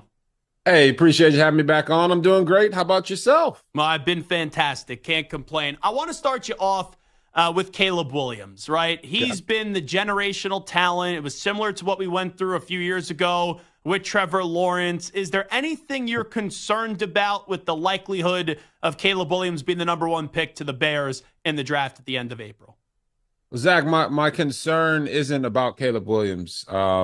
He's been preparing for this moment for his entire life. I mean, if you know anything about his story and how his dad made sure that he had all the proper training, you should definitely go look into it because this kid is the real deal. My concern is more about why the Chicago Bears are maybe potentially thinking about picking him. When you look at Chicago's roster right now, they've got 5 draft picks in this upcoming draft, but they've got like 13 holes. And, they need receiver help. They need pass rush help. They need interior defensive linemen. They need their safety now because they got rid of Kareem Jackson. I mean, their safety back there, should I say. And I'm just concerned that they're not going to have enough pieces to put around him, which is why I think that they should keep Justin Fields and trade the first pick so they can get more picks to build out that roster. But I think they're afraid that if they pass up on Caleb Williams, they'll be in a similar situation to what they were with Patrick Mahomes. And I don't think that's a reason to pick him. I think you pick him if you think that you can win this year with him, because if you don't, your GM and your head coach are probably getting fired. What do you think Justin Fields can be in this league? Because that's part of this conversation as well. Yeah, I mean, I think Justin Fields can be a quarterback that can lead a franchise to a Super Bowl. I think he's a franchise guy. I think at the end of the year, their last 7 games, they went 4-3. He helped them lead them to that strong finish. When many considered them to be out of it, they still had a chance there at the end of the season. So for me, Justin Fields has all the traits that you need in today's league to be successful. You have to be able to beat teams with your arm. You have to be able to beat them with your legs, and you have to be able to beat them with your mind. You have to be a true triple threat. Do I think that he's maximized that ability or is anywhere close to that? No, not yet. And he still has to improve as a pocket passer, which every quarterback goes through that maturation process. But I do believe that if you put the weapons around him that the other quarterbacks and the elite quarterbacks in the league have, I think that he can be an elite quarterback in this league. And yeah, Patrick Mahomes is the best quarterback in the world, the best one in the galaxy, and probably will be the greatest of all time when it's all said and done. And he did win with an offense that wasn't up to standard of what they were used to seeing from the Kansas City Chiefs, Zach. But if you don't have that, you got to have something. And the Chiefs had the number 2 defense in the NFL. So the Bears have to figure out if they're going to put weapons around Justin Fields and win that way, or are they going to load up on defense and try to win that way? It's possible, but not everybody in the world is Patrick Mahomes. It's a fascinating conversation. RG3 is here with us. I think we all believe that they're going to take Williams and they're going to trade Justin Fields. So when we tackle that part of the conversation, I've been bouncing around a few spots with Justin Fields. I know that it was a little hairy in the start of the season with Luke Getsy, and now Getsy's the OC of the Raiders. But I just kind of feel like we're going to see Justin Fields wind up with the silver and black. Really? Yeah, I mean, it depends what their relationship was. If they had a great relationship and Justin Fields felt like this guy can get the best out of me and is going to allow me to continue to grow and develop into the player that I know I can be, sure, why not? But if I'm Justin Fields, I'll tackle this 2 ways. If I'm Justin Fields, I want to go to Atlanta, not just because it's where I'm from. He's from right outside of Atlanta, a suburb of Atlanta in Kennesaw, but also because the makeup of that division, Atlanta seems to be the spot that everyone wants to go to because there's no dominant team in that division right now. And they were, honestly, if Justin Fields played for the Falcons last year, they're a playoff team. If really many of the free agent quarterbacks that are at the top played for the Falcons last year, they'd be a playoff team. So if I'm Justin Fields, I want to go there. I want to throw to 6'6" Kyle Pitts and 6'4" Drake London, hand the ball off and throw it to Bijan Robinson. I think that would be exciting. And people would say, hey, it's the next coming of Michael Vick. But if I'm the Raiders, there's only one guy I want, and it's Jaden Daniels. And I got to find a way to go up and get him. The head coach, Antonio Pierce, recruited him at Arizona State. And I think that Jaden Daniels makes them a playoff team. They can play grimy. on the defensive side, and they can go out there and have one of the most explosive offenses in the NFL, potentially with a quarterback like Jaden Daniels. Talking RG3, Robert Griffin III. Just getting back to that Atlanta Falcons part of the conversation. I know what you just said about Fields. A lot of people feel like it's going to be Kirk Cousins, but a week ago it felt like it was going to be Justin Fields, so it changes by the week. Would you prefer Fields over Kirk, or would you rather go Kirk in Atlanta over Fields? Yeah, I just think it depends on what you're trying to accomplish, right? Kirk Cousins was playing at an MVP level before he got injured, right? Helped his team claw back and get to even without Justin Jefferson. So I actually believe that Kirk Cousins was playing the best ball of his career up until that point. So when you look at it from that standpoint, coming off of an Achilles, I think there's just a bigger picture here. Like, what is the goal? If you think as the Falcons that you are a quarterback away from winning a Super Bowl, then I think that you go and you implement Kirk in there and you go for it in a 2 to 3 year span, depending on how he comes back from the Achilles. If you're looking at this as, hey, I'm going to be here and we're trying to win this year, but we also want to build for the long-term future, Justin Fields is going to play and have a longer career at this point, from this point in 2024 moving forward than Kirk Cousins is. So I think for the Falcons, it's just a matter of that. I know Raheem Morris, great coach, very energetic, and has a history with Kirk Cousins, so I can definitely see that happening. But if you're thinking for the now, yeah, go get Kirk. If you're thinking for the now and the future, get Justin Fields. Alrighty, RG3, I'm going to make you the GM of the Commanders. Caleb Williams goes 1. What do the Commanders do with the 2nd overall pick? Man, if Williams goes 1, this is why I was saying the Raiders need to move up, because I don't think if you're Washington that you can pass on Jaden Daniels. Most explosive passer and runner. And by explosive passer, I mean just throwing the football deep down the field and creating those explosive plays. He is the best. He was the best in college football. That's why he's got a Heisman Trophy, because he was the most electrifying player in college football. And I don't think that you can pass up on that. Now, I still think that a guy like Sam Howell has a future in this league, but I know that there's going to be pressure on that front office to figure out the quarterback position, but not just that, also bring excitement back to the city.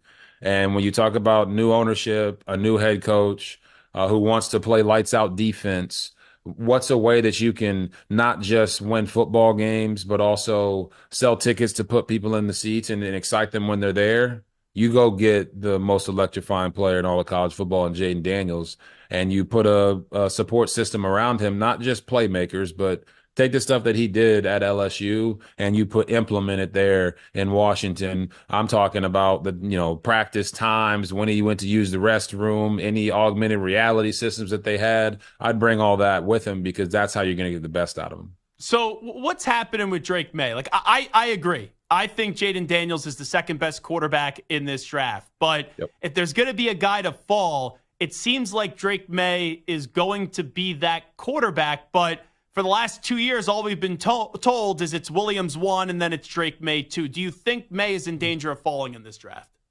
I mean, what do you consider falling? Do you think he falls past the Patriots at 3? Ooh, that's a tough one. Because personally, I'm a Patriot fan. I would rather have Marvin Harrison Jr. at 3 than Drake May. That's an interesting conversation, Zach. And I think if you're the Patriots, you have to know, if you take Marvin Harrison Jr., there's got to be some action in free agency, or you're just letting everyone know you're rolling with Mac Jones and Bailey Zappi. So I think that's the conversation you have to have. But with Drake May, I don't consider getting picked in the top 10 falling. Mm-hmm. Now, if you're saying he was going to be the 1st pick or the 2nd pick and he falls to the 8th pick, yeah, that's a different conversation. But I don't see him, not being a 1st-round pick, not being a great player in this league. I think the experience of the other guys is maybe what's working against Drake May. I believe, and I put it out today, that Drake May needs to sit a year, not because he's not ready, not because he's not a talented player. He's got all the measurables. He's got the makeup. Mac Brown coached him there in college, and I know Mac well, and he just took me to school on just how much effort and time Drake May puts into his craft and to get to where he's at. I just think he needs to have that Patrick Mahomes type of environment where he can sit for a year, learn, and then come take over in year 2 and hit the ground running, just like Patrick Mahomes did. Now, you can't mimic Pat, and I'm not saying that he would, but I think that would be ideal for Drake May. And it's kind of like, it's funny, COVID's coming back around, man. It's coming back around, and it's biting everybody in the butt again, because these guys all got extra years. They got opportunities to continue to grow and develop. And it's hurting Drake May because you got a guy in Bo Nix, maybe who has the most starts in college football history. And then you got J.J. McCarthy, who is 27-1 as a starter. You got Michael Penix Jr., who, was at Indiana and then was at Washington, and he's coming in at 23 years old. So I think some of that teams and coaches maybe need to win immediately and aren't going to give Drake May some of the grace that I think that he deserves, because I look at him as like the gunslinger of this group. He can do it all. He's going to have some turnovers here and there, but if you give him time, he'll be great. Wrap it up with RG3, kind enough to join us on CBS Sports Radio. It is the Zach Gelb Show. Will J.J. McCarthy be a top 10 pick? Zach, you asked all the great questions, man. That is J.J. McCarthy is worthy of a top 10 pick. Will he be a top 10 pick? I don't know. Because Michael Penix Jr. is worthy of a top 10 pick. Is he going to be one? I don't know. But to answer the question in more detail about JJ, I think what he was asked to do in college didn't showcase all of the skills that he has and all the traits that he has that NFL executives love. They don't just love the fact that he was 27-1 as a starter. They don't just love the fact that he makes the simple plays. They don't just love the fact that when you need him to be a baller like he had to be 2 years ago against Ohio State, he was that baller. So for me, he's worthy of that. It's not just because he won a national title. I've been around the kid. I've seen his ability to throw the football. I've seen his ability to be an athlete out in space. And for that reason, and those reasons, I think NFL executives will agree and strongly consider moving up into the top 10 to pick him. And the environment is so important where you go to. I actually don't think it's the worst thing in the world for JJ and Penix to go out of the top 10, because I look at spots like Minnesota or Seattle, or maybe even the Raiders now with Antonio Pierce in that building, all three teams that need long-term quarterbacks. I would not be upset if I was JJ or Michael Penix Jr. if I landed with one of those three teams. Yeah, Zach, from an analytical standpoint, which is what we do, right? We analyze. I agree. From a player standpoint, listen, all these guys are super competitive. You want to go as early as possible. Yeah, I get it. They all want to go as early as possible. And listen, their agents want them to go as early as possible too, so they can get that money. But from a player's mindset, they just look at it like, if I'm not going to be one, I need to be two. So as every pick goes by, they're getting more and more pissed off. And that's where a guy like Michael Penix Jr., to your point, going later in the draft gives you an opportunity to go to a really good team. And I believe that if there's one guy that a receiver wanted to play for out of this group of quarterbacks that are coming out this year, it'd be Penix, because you know that he's going to distribute the ball, and he had to deal with being like 4 or 5 deep at Washington and spreading the football around. So he's not just picking one guy in Rome Odunze, right? He also had Jalen McMillan and Jeremy Bernard and Jalen Polk, right? He had all those guys. So I think if they fall in the draft, it's going to build a chip on their shoulder. But also at the same time, it could be a blessing in disguise, because they're going to end up going to better teams and maybe have longer-term success. I also can't wait to see what the Steelers are going to do, because they could go trade for Justin Fields. They could go sign Russell Wilson. I know they're at 20. If Michael Penix Jr. or J.J. McCarthy get past the top 10, maybe you trade up. I just can't go into this season with Kenny Pickett as the starting quarterback, but that's what I think they're going to do, RG3. Listen, I've heard a bunch of people getting on the Kenny Pickett shouldn't be the quarterback train, and I'm trying to stop you guys, okay? Here's what I'll say. You'll know what the Steelers are going to do based off free agency, right? I don't think going to Pittsburgh is a situation that a quarterback is like, I don't want to go there, right? Who wouldn't want to go play for those fans and play with that defense and have the weapons that they already have there around them? I don't think that's necessarily going to be the case. It's going to be about, what does Pittsburgh want? If they go get a vet, I don't expect them to get a vet, have Kenny Pickett, and pick a guy a quarterback in the first round. That just wouldn't make any sense to me. So if they get a Russell Wilson, I think it's Russell Wilson versus Kenny Pickett. If they get Kirk Cousins is going to be the starter, right? That's just the bottom line. But I actually am still a believer in Kenny Pickett, and I don't think that he's been able to showcase everything that he can do as a player because of the offensive system that he was in there with Matt Canada. So bringing Arthur Smith in, who's going to make it a run-based, play-action, bootleg type of system, fits what Kenny Pickett did in college, right? That's the system that he ran, play-action pass, West Coast, moving with the boots and the nakeds. So I'm actually a believer that this is a prove-it year for Kenny Pickett, but that he can prove it if he wins the job. I don't think that he's a guy that you just toss aside, and I do not think the Steelers will just pick a quarterback in the first round again 2 years later. Before we let you run RG3, we were talking about you yesterday because ESPN came out with this list. It was ranking the 80 quarterbacks of the 2000s in college. Did you read this list yet? Did you see this? I did not. You were ranked. Where do you think you ranked? All the quarterbacks from the 2000 top college quarterbacks. Where do you think you ranked if you had to just throw out a number? Top college quarterbacks from the 2000s or the 2010s? 2000s, from the year 2000. Man, good God. I mean, I got to be top five. You weren't. You were number 10.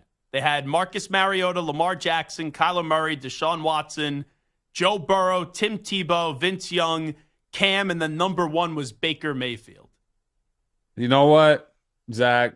This is bait, and I'm not falling for the bait. I'm not falling for the bait, Zach. Listen, Cam said Manziel should have been 1, by the way. Cam said Manziel should have been 1. Every guy you just mentioned that was ahead of me on the list is a worthy and amazing college football player.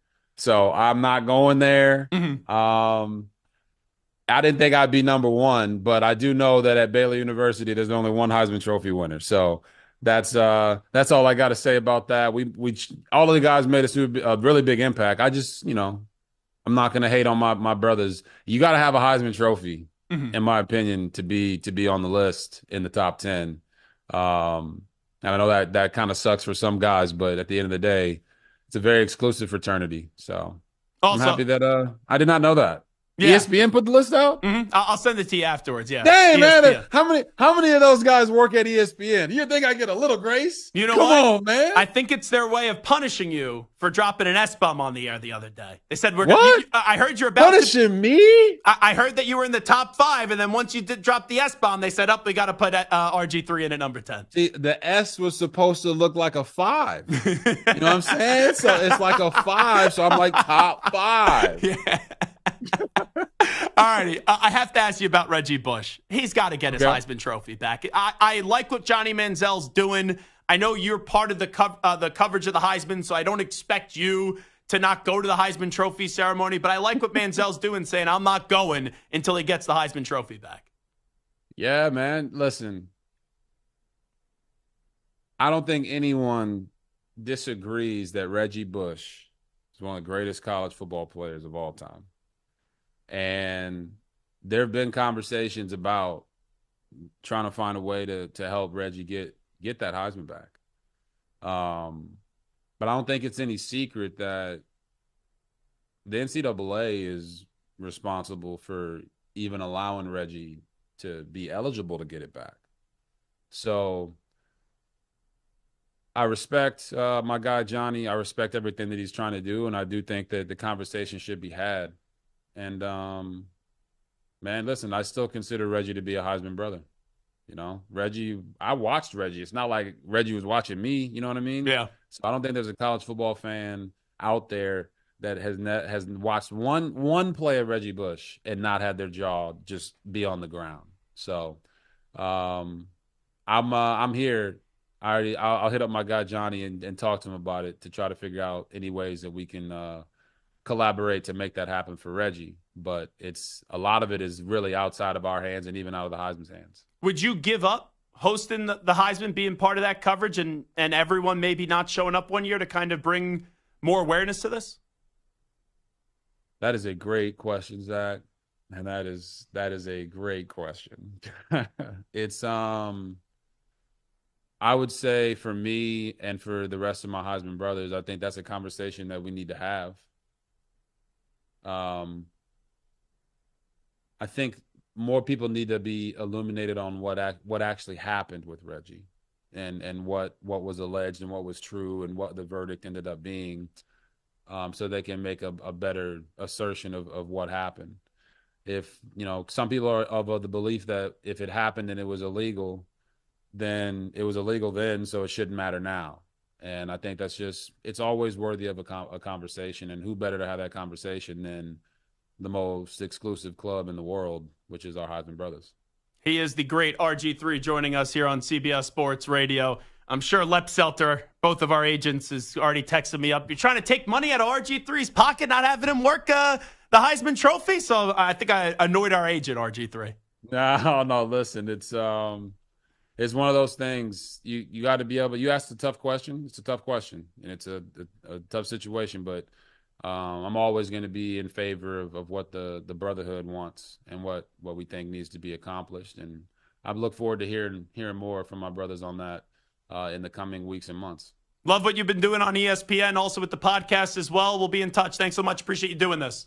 Appreciate you, brother. God bless. There you go, RG3 joining us. Seriously, he's one of the best people to talk to in football right now. Always gives you a very entertaining perspective and is never afraid to shy away from things. And I do think that if you had a large group of Heisman Trophy winners say they're not going to show to the ceremony, then Reggie Bush would get his Heisman Trophy back. Coming on back, it is the Zach Gelb Show on CBS Sports Radio. You're in a 5-minute break.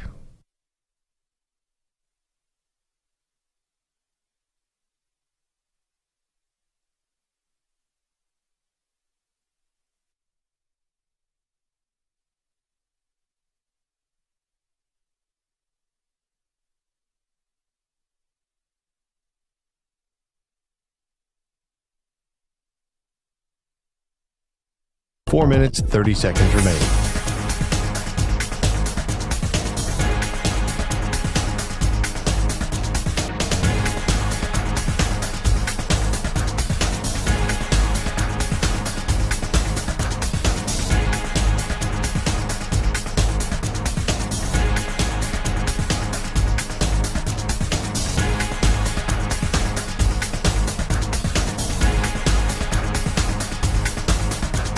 Four minutes remaining.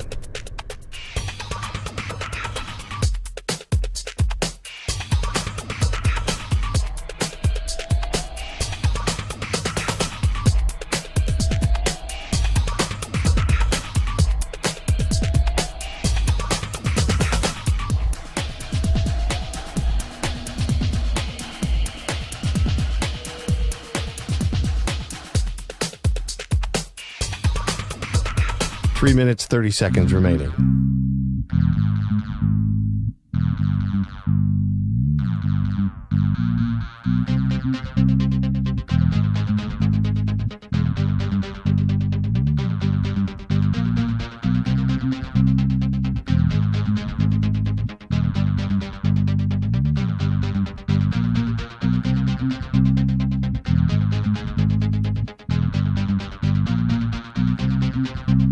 Three minutes remaining.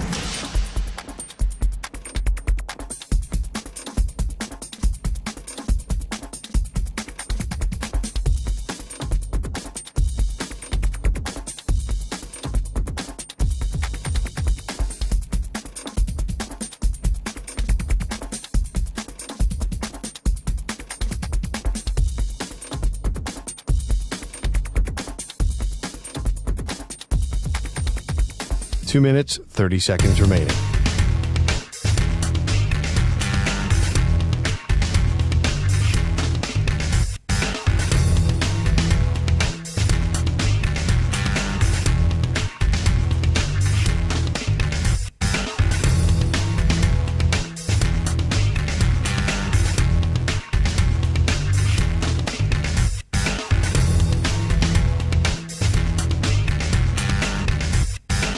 Two minutes remaining.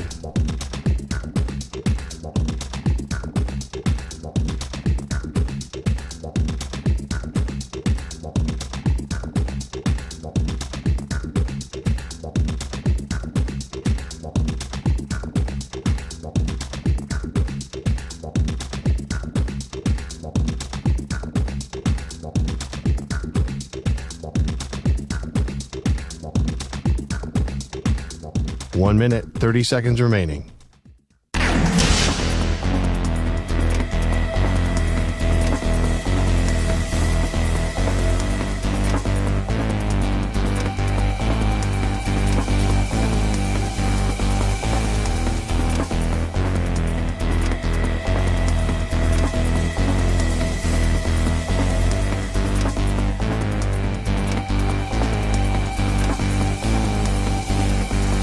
One minute remaining.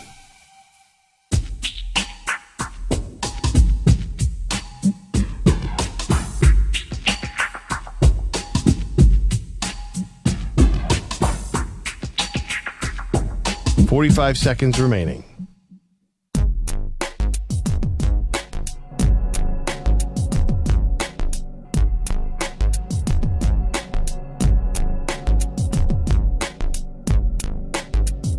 Thirty seconds remaining.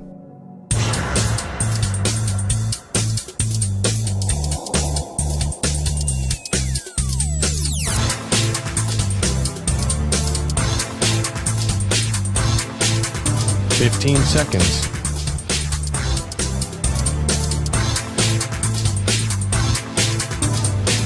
Break ends in 5 seconds.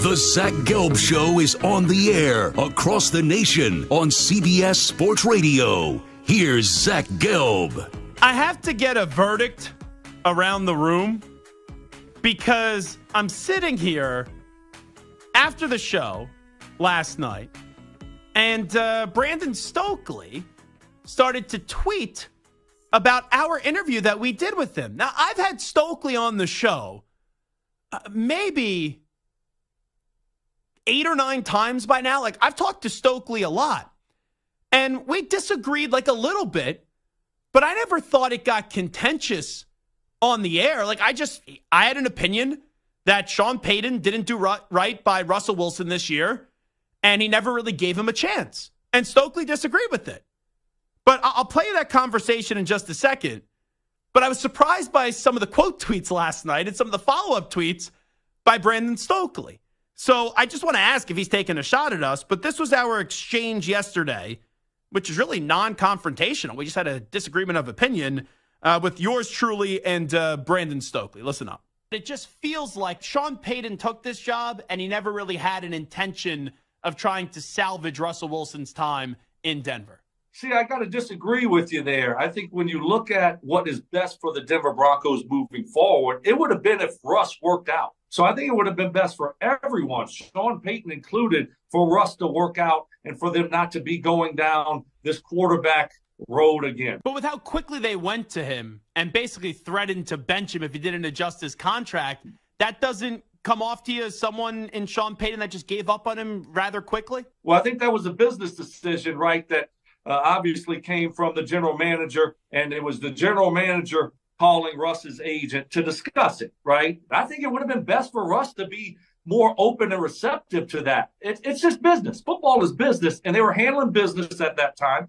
Russ said no, and then what happened? Russ was a starter for 6, 7, 8 more weeks. Once they were out of the playoff picture and they knew that Russ wasn't going to be around much longer, then they turned the page and they took a look at Jarrett Stidham.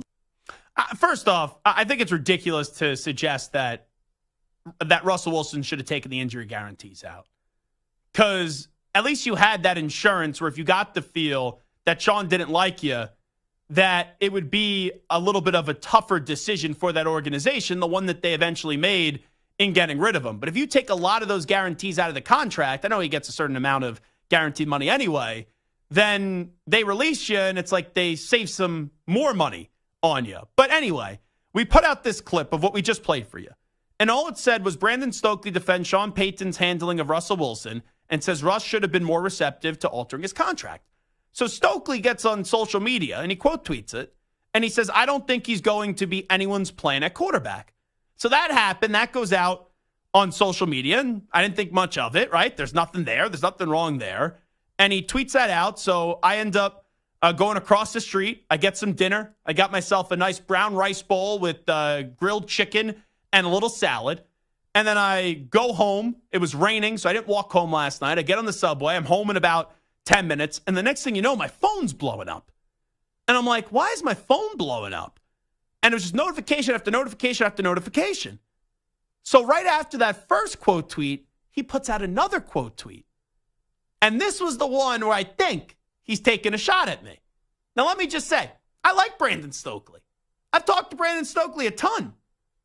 But I was surprised that he took a shot at us because on the air, it was a very non-confrontational conversation. I think you're allowed to disagree with someone and just have a conversation. So Stokely tweets out on our video, I love how a lot of national media makes Russ out to be the guy that was done wrong. It's comical. Russ got over $100 million and got yelled at twice on national TV by his head coach. He goes on a PR campaign after being benched, and the national media just eats it up. And then he put like a hand over face kind of emoji out there.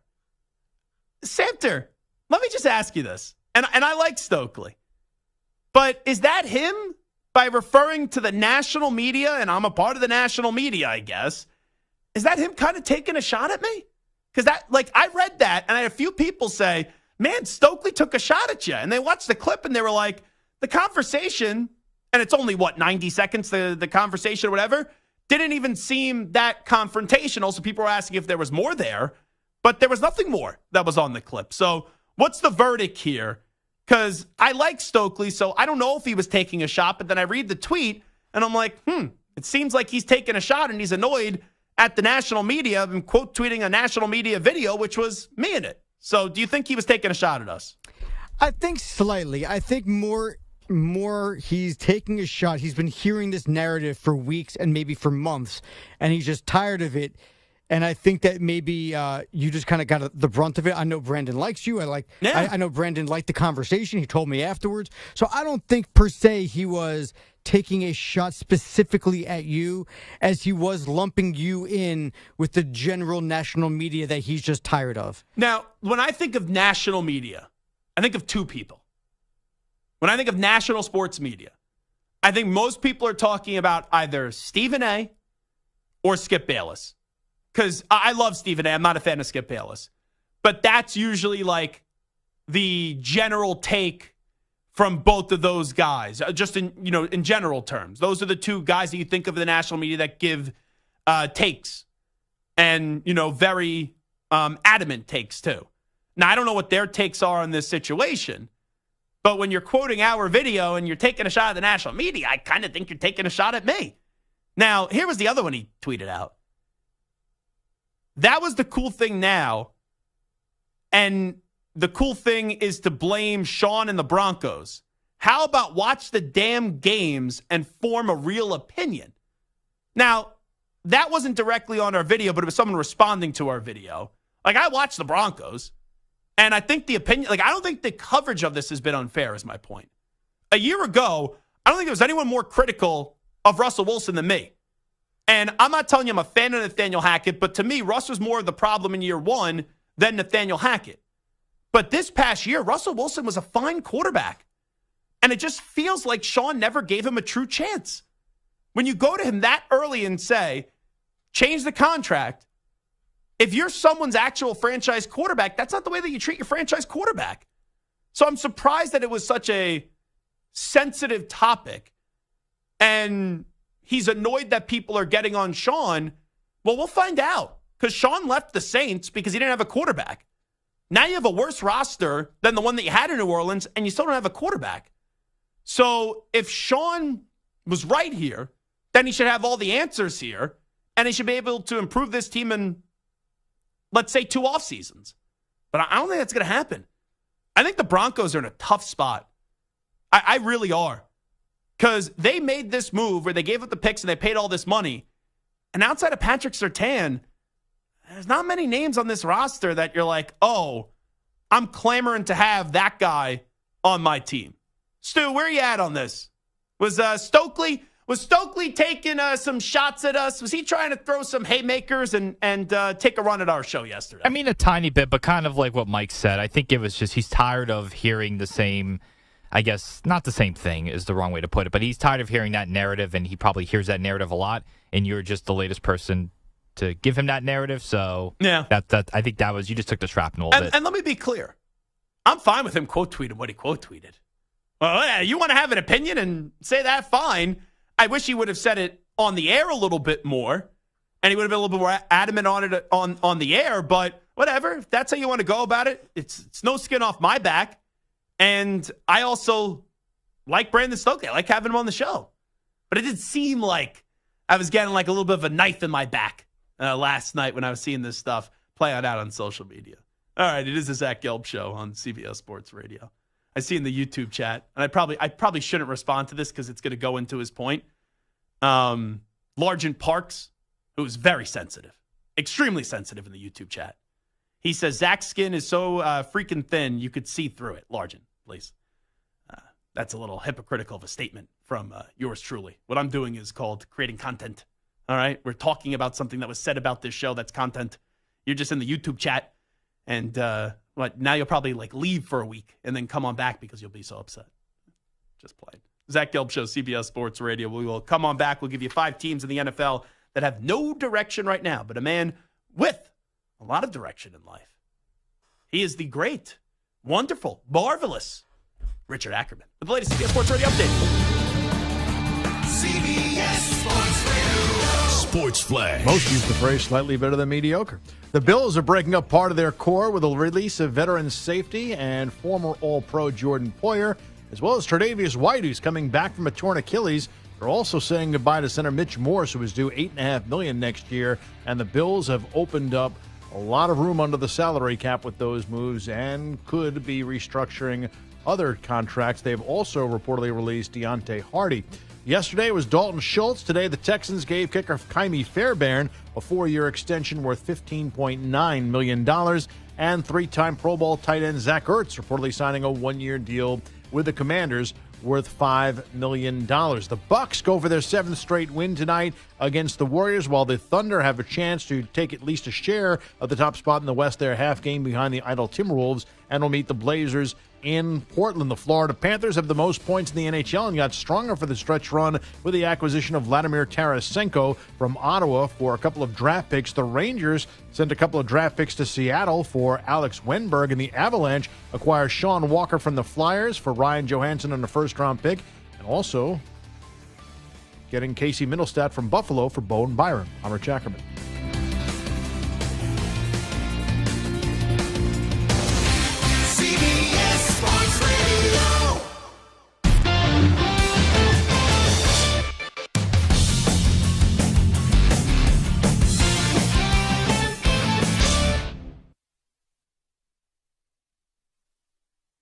You're in a 5-minute break.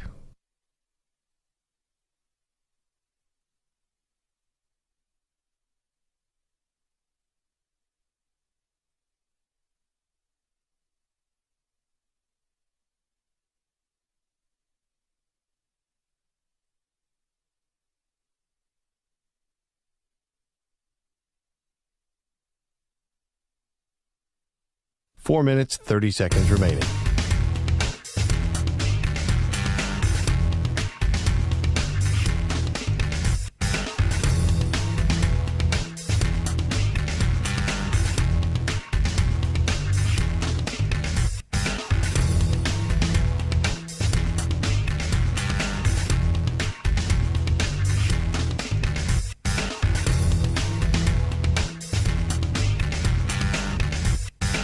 Four minutes remaining.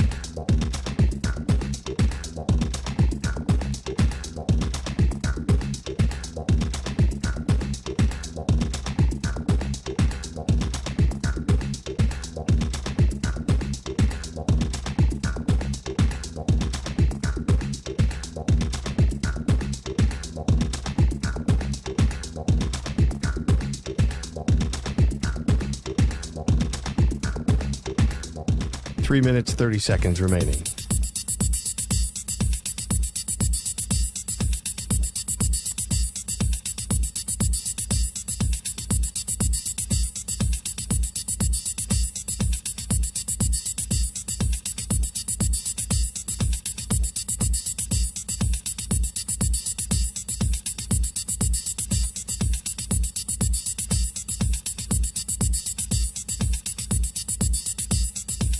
3 minutes remaining.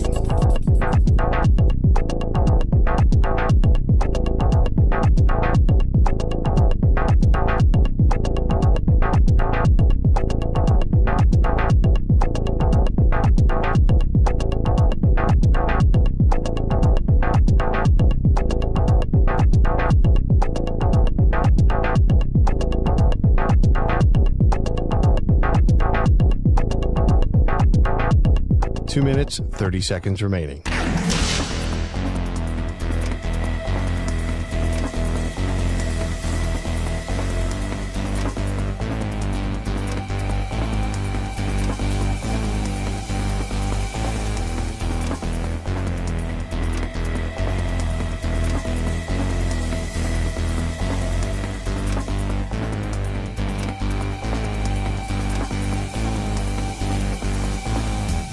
Two minutes remaining.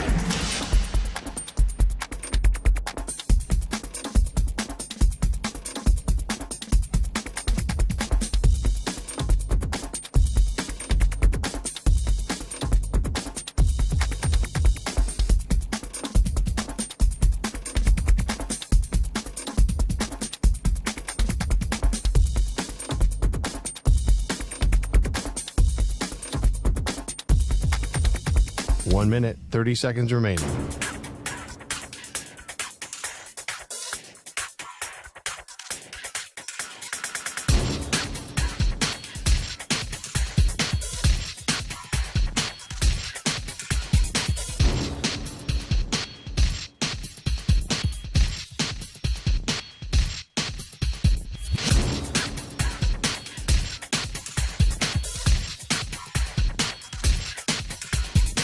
One minute remaining.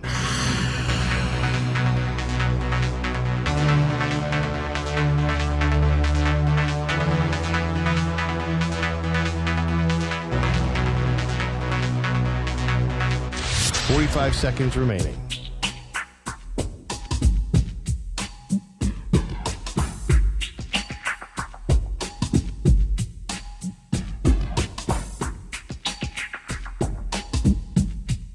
Thirty seconds remaining.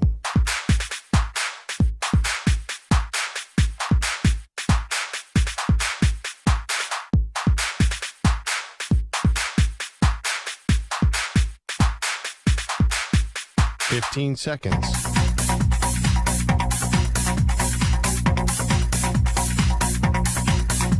Break ends in 5 seconds.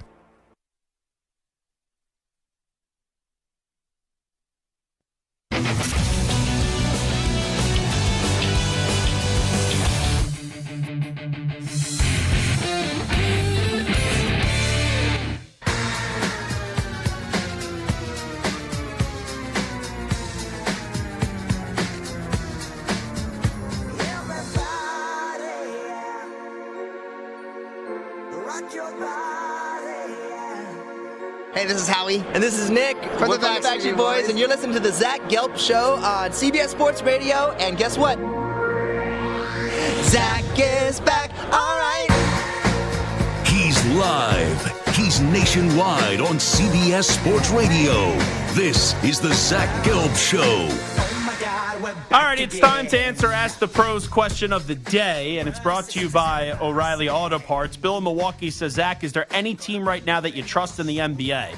You can submit a question by tweeting at CBS Sports Radio or at Zach Gelb using the hashtag Ask the Pros. Think O'Reilly Auto Parts for all your car care needs. Get guaranteed low prices and excellent customer service from the professional parts people at O'Reilly Auto Parts. Yeah, there's one team, the Denver Broncos. I know what I just said. I know. You don't have to get on my ears, Stu. I said the Denver Broncos. I meant the Denver Nuggets. That's the one team that I trust. We're just talking about the Broncos. The Broncos have a better chance of winning the NBA title than they did the Super Bowl. Honestly, you put Nikola Jokic on the Broncos, that may be the best quarterback that they've had since Peyton Manning. There it is. I don't even think it's close. Do you see some of those passes that the Joker throws? So, yeah. Let me pretend like that segment never happened for a few seconds. The Denver Nuggets are the one team that I trust the most. I love Stu right there. That was great. This is my biggest pet peeve of radio, by the way.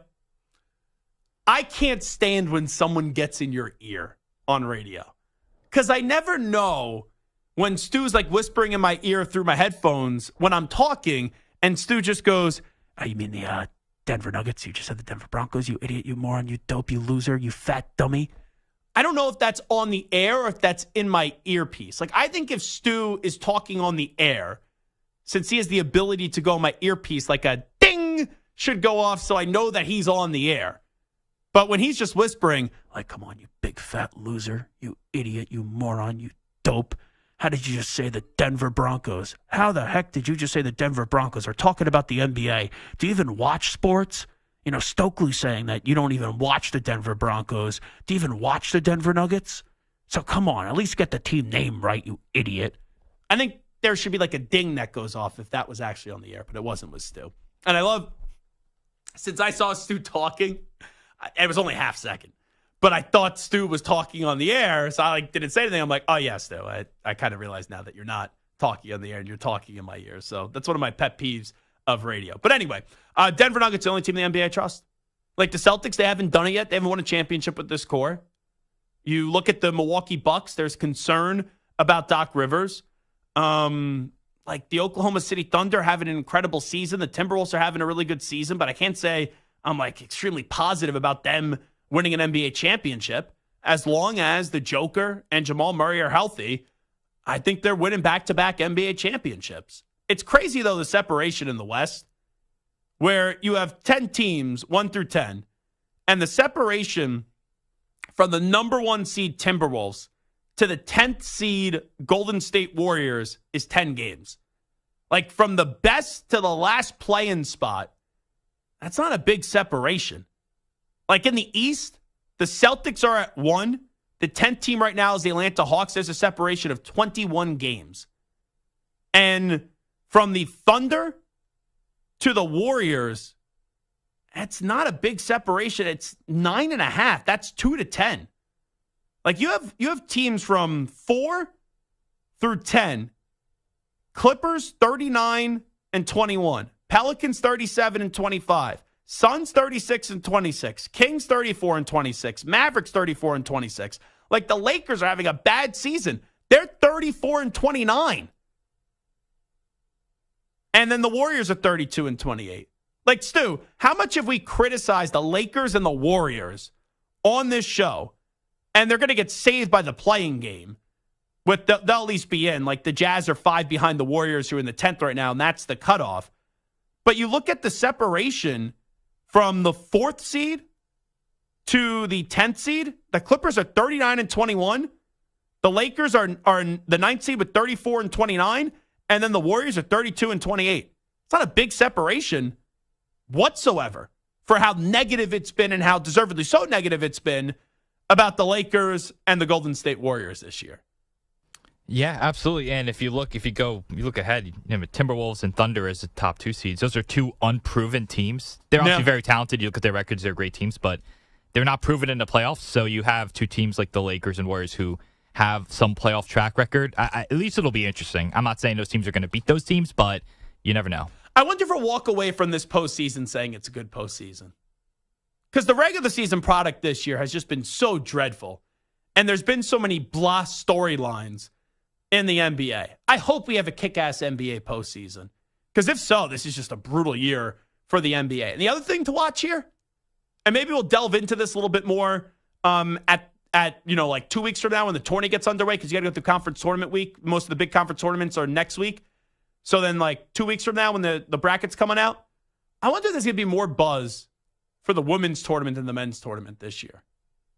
Because Caitlin Clark has been talked about more than anything from the men's college basketball regular season this past year.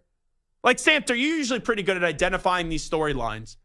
Do you think Caitlin Clark and the women's tournament's going to be more popular this year than the men's tournament? Do you think it has a chance to be more popular? Only games that Iowa's involved in. Okay. Like, if they go out in the second round, no one's going to pay attention. If they go to the Final Four, the finals, different story. But, I think the women's tournament will be as exciting as Caitlin Clark goes. That's it. Yeah. Angel Reese at LSU. Yeah, sure. But you can name a few players on the men's side, too. When it comes to excitement, it's Caitlin Clark and everybody else. I think Caitlin Clark is the most exciting person in all of college basketball right now, men's or women's, and it's not even close. So I think that the women's tournament will be more exciting as long as Caitlin Clark is still involved. That's it. I obviously, this goes without being said. I hope that Caitlin Clark is in the championship game again. You know, but you do have South Carolina with Dawn Staley, legendary coach. They're undefeated this year too, so that's a big storyline too. You're probably right in the way that you say it, and just naturally, there's so much more exposure for the men's tournament than there is with the women's tournament. Like, you're not wrong. We probably will only talk about the women's tournament on this show when Caitlin Clark is playing, and then the Final Four, whatever the championship is. But for the men's tournament, that's like wall-to-wall coverage of the first round. And the interesting thing is, if Caitlin Clark and Iowa go out early, then the Jay Williams conversation comes all the way back, and we have that conversation. Please no. We'll have to get Boeheim to punch some people around there. You know, we'll get Boeheim on the show because around tournament time, Boeheim loves talking college hoops, whether he's in it or not. I don't know if we're putting Boeheim on this show. I'm not a fan of Boeheim. Whether you're a fan or not, he gives interesting content. I don't know, man. He lectures and talks down way too much. And one question, as you know, since I'm a sensitive person, obviously, one question that Jim Boeheim doesn't like from yours truly, that could be a hang-up. That could be a Debo situation, if you ask me. I think we get Boeheim to hang up the phone within 5 minutes. There is no doubt about that in my mind. Boeheim the last 2 years, anytime I just hear him speak, I'm done. I don't think I could sit through a 10-minute interview with Jim Boeheim. I hate the way that he handled the last 2 years of his career. It annoyed me. But you know what? I mean, he'd be interesting. You know, yeah, he's maybe gonna I'll be bite the interesting, bullet. and he's going to give you interesting content. I would only want to talk to him in person at the Final Four. He's usually there, although he's usually there as he's been coaching. I don't know if he'll be there. He'll be there this year. He never shies away from being the center of attention. That's for sure. Broncos, Giants, Patriots, Carolina, and Tennessee. 5 teams right now in the NFL that have no direction. Broncos have no direction. The Giants have no direction. The Patriots, maybe they'll have some direction after the 3rd overall pick, but right now they don't have any direction.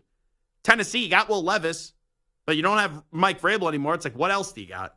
And then Carolina, I'm actually enjoying Morgan and Canales so far, but with that owner in place, it's tough for me to actually buy in and think that they're going to move in the right direction just with how bare that roster is. So we'll see if in the next 2 years any of those teams finally get their act in the together and start moving in the right direction. Anyway, that will do it for a Wednesday edition of the Zach Gelb Show on CBS Sports Radio. A thank you to the birthday boy, Michael Samter. Thank you to Chris Hess, Stuart Kovacs as well, and each and every one of you. And also like to thank Bart Winkler for stopping by and RG3. We'll be back to mañana. Got a loaded show. Mike Norvell is going to stop by. We also have Sean Salisbury stopping by. Don't we have an in-studio guest tomorrow, Samter? Jamal Mashburn? Yep, we got Jamal Mashburn stopping by as well. So we'll talk to you at 3 p.m. Eastern, noon Pacific, right here on CBS Sports Radio. Coming up tomorrow on a Thursday. All right, everybody. We out. Bye-bye. Peace.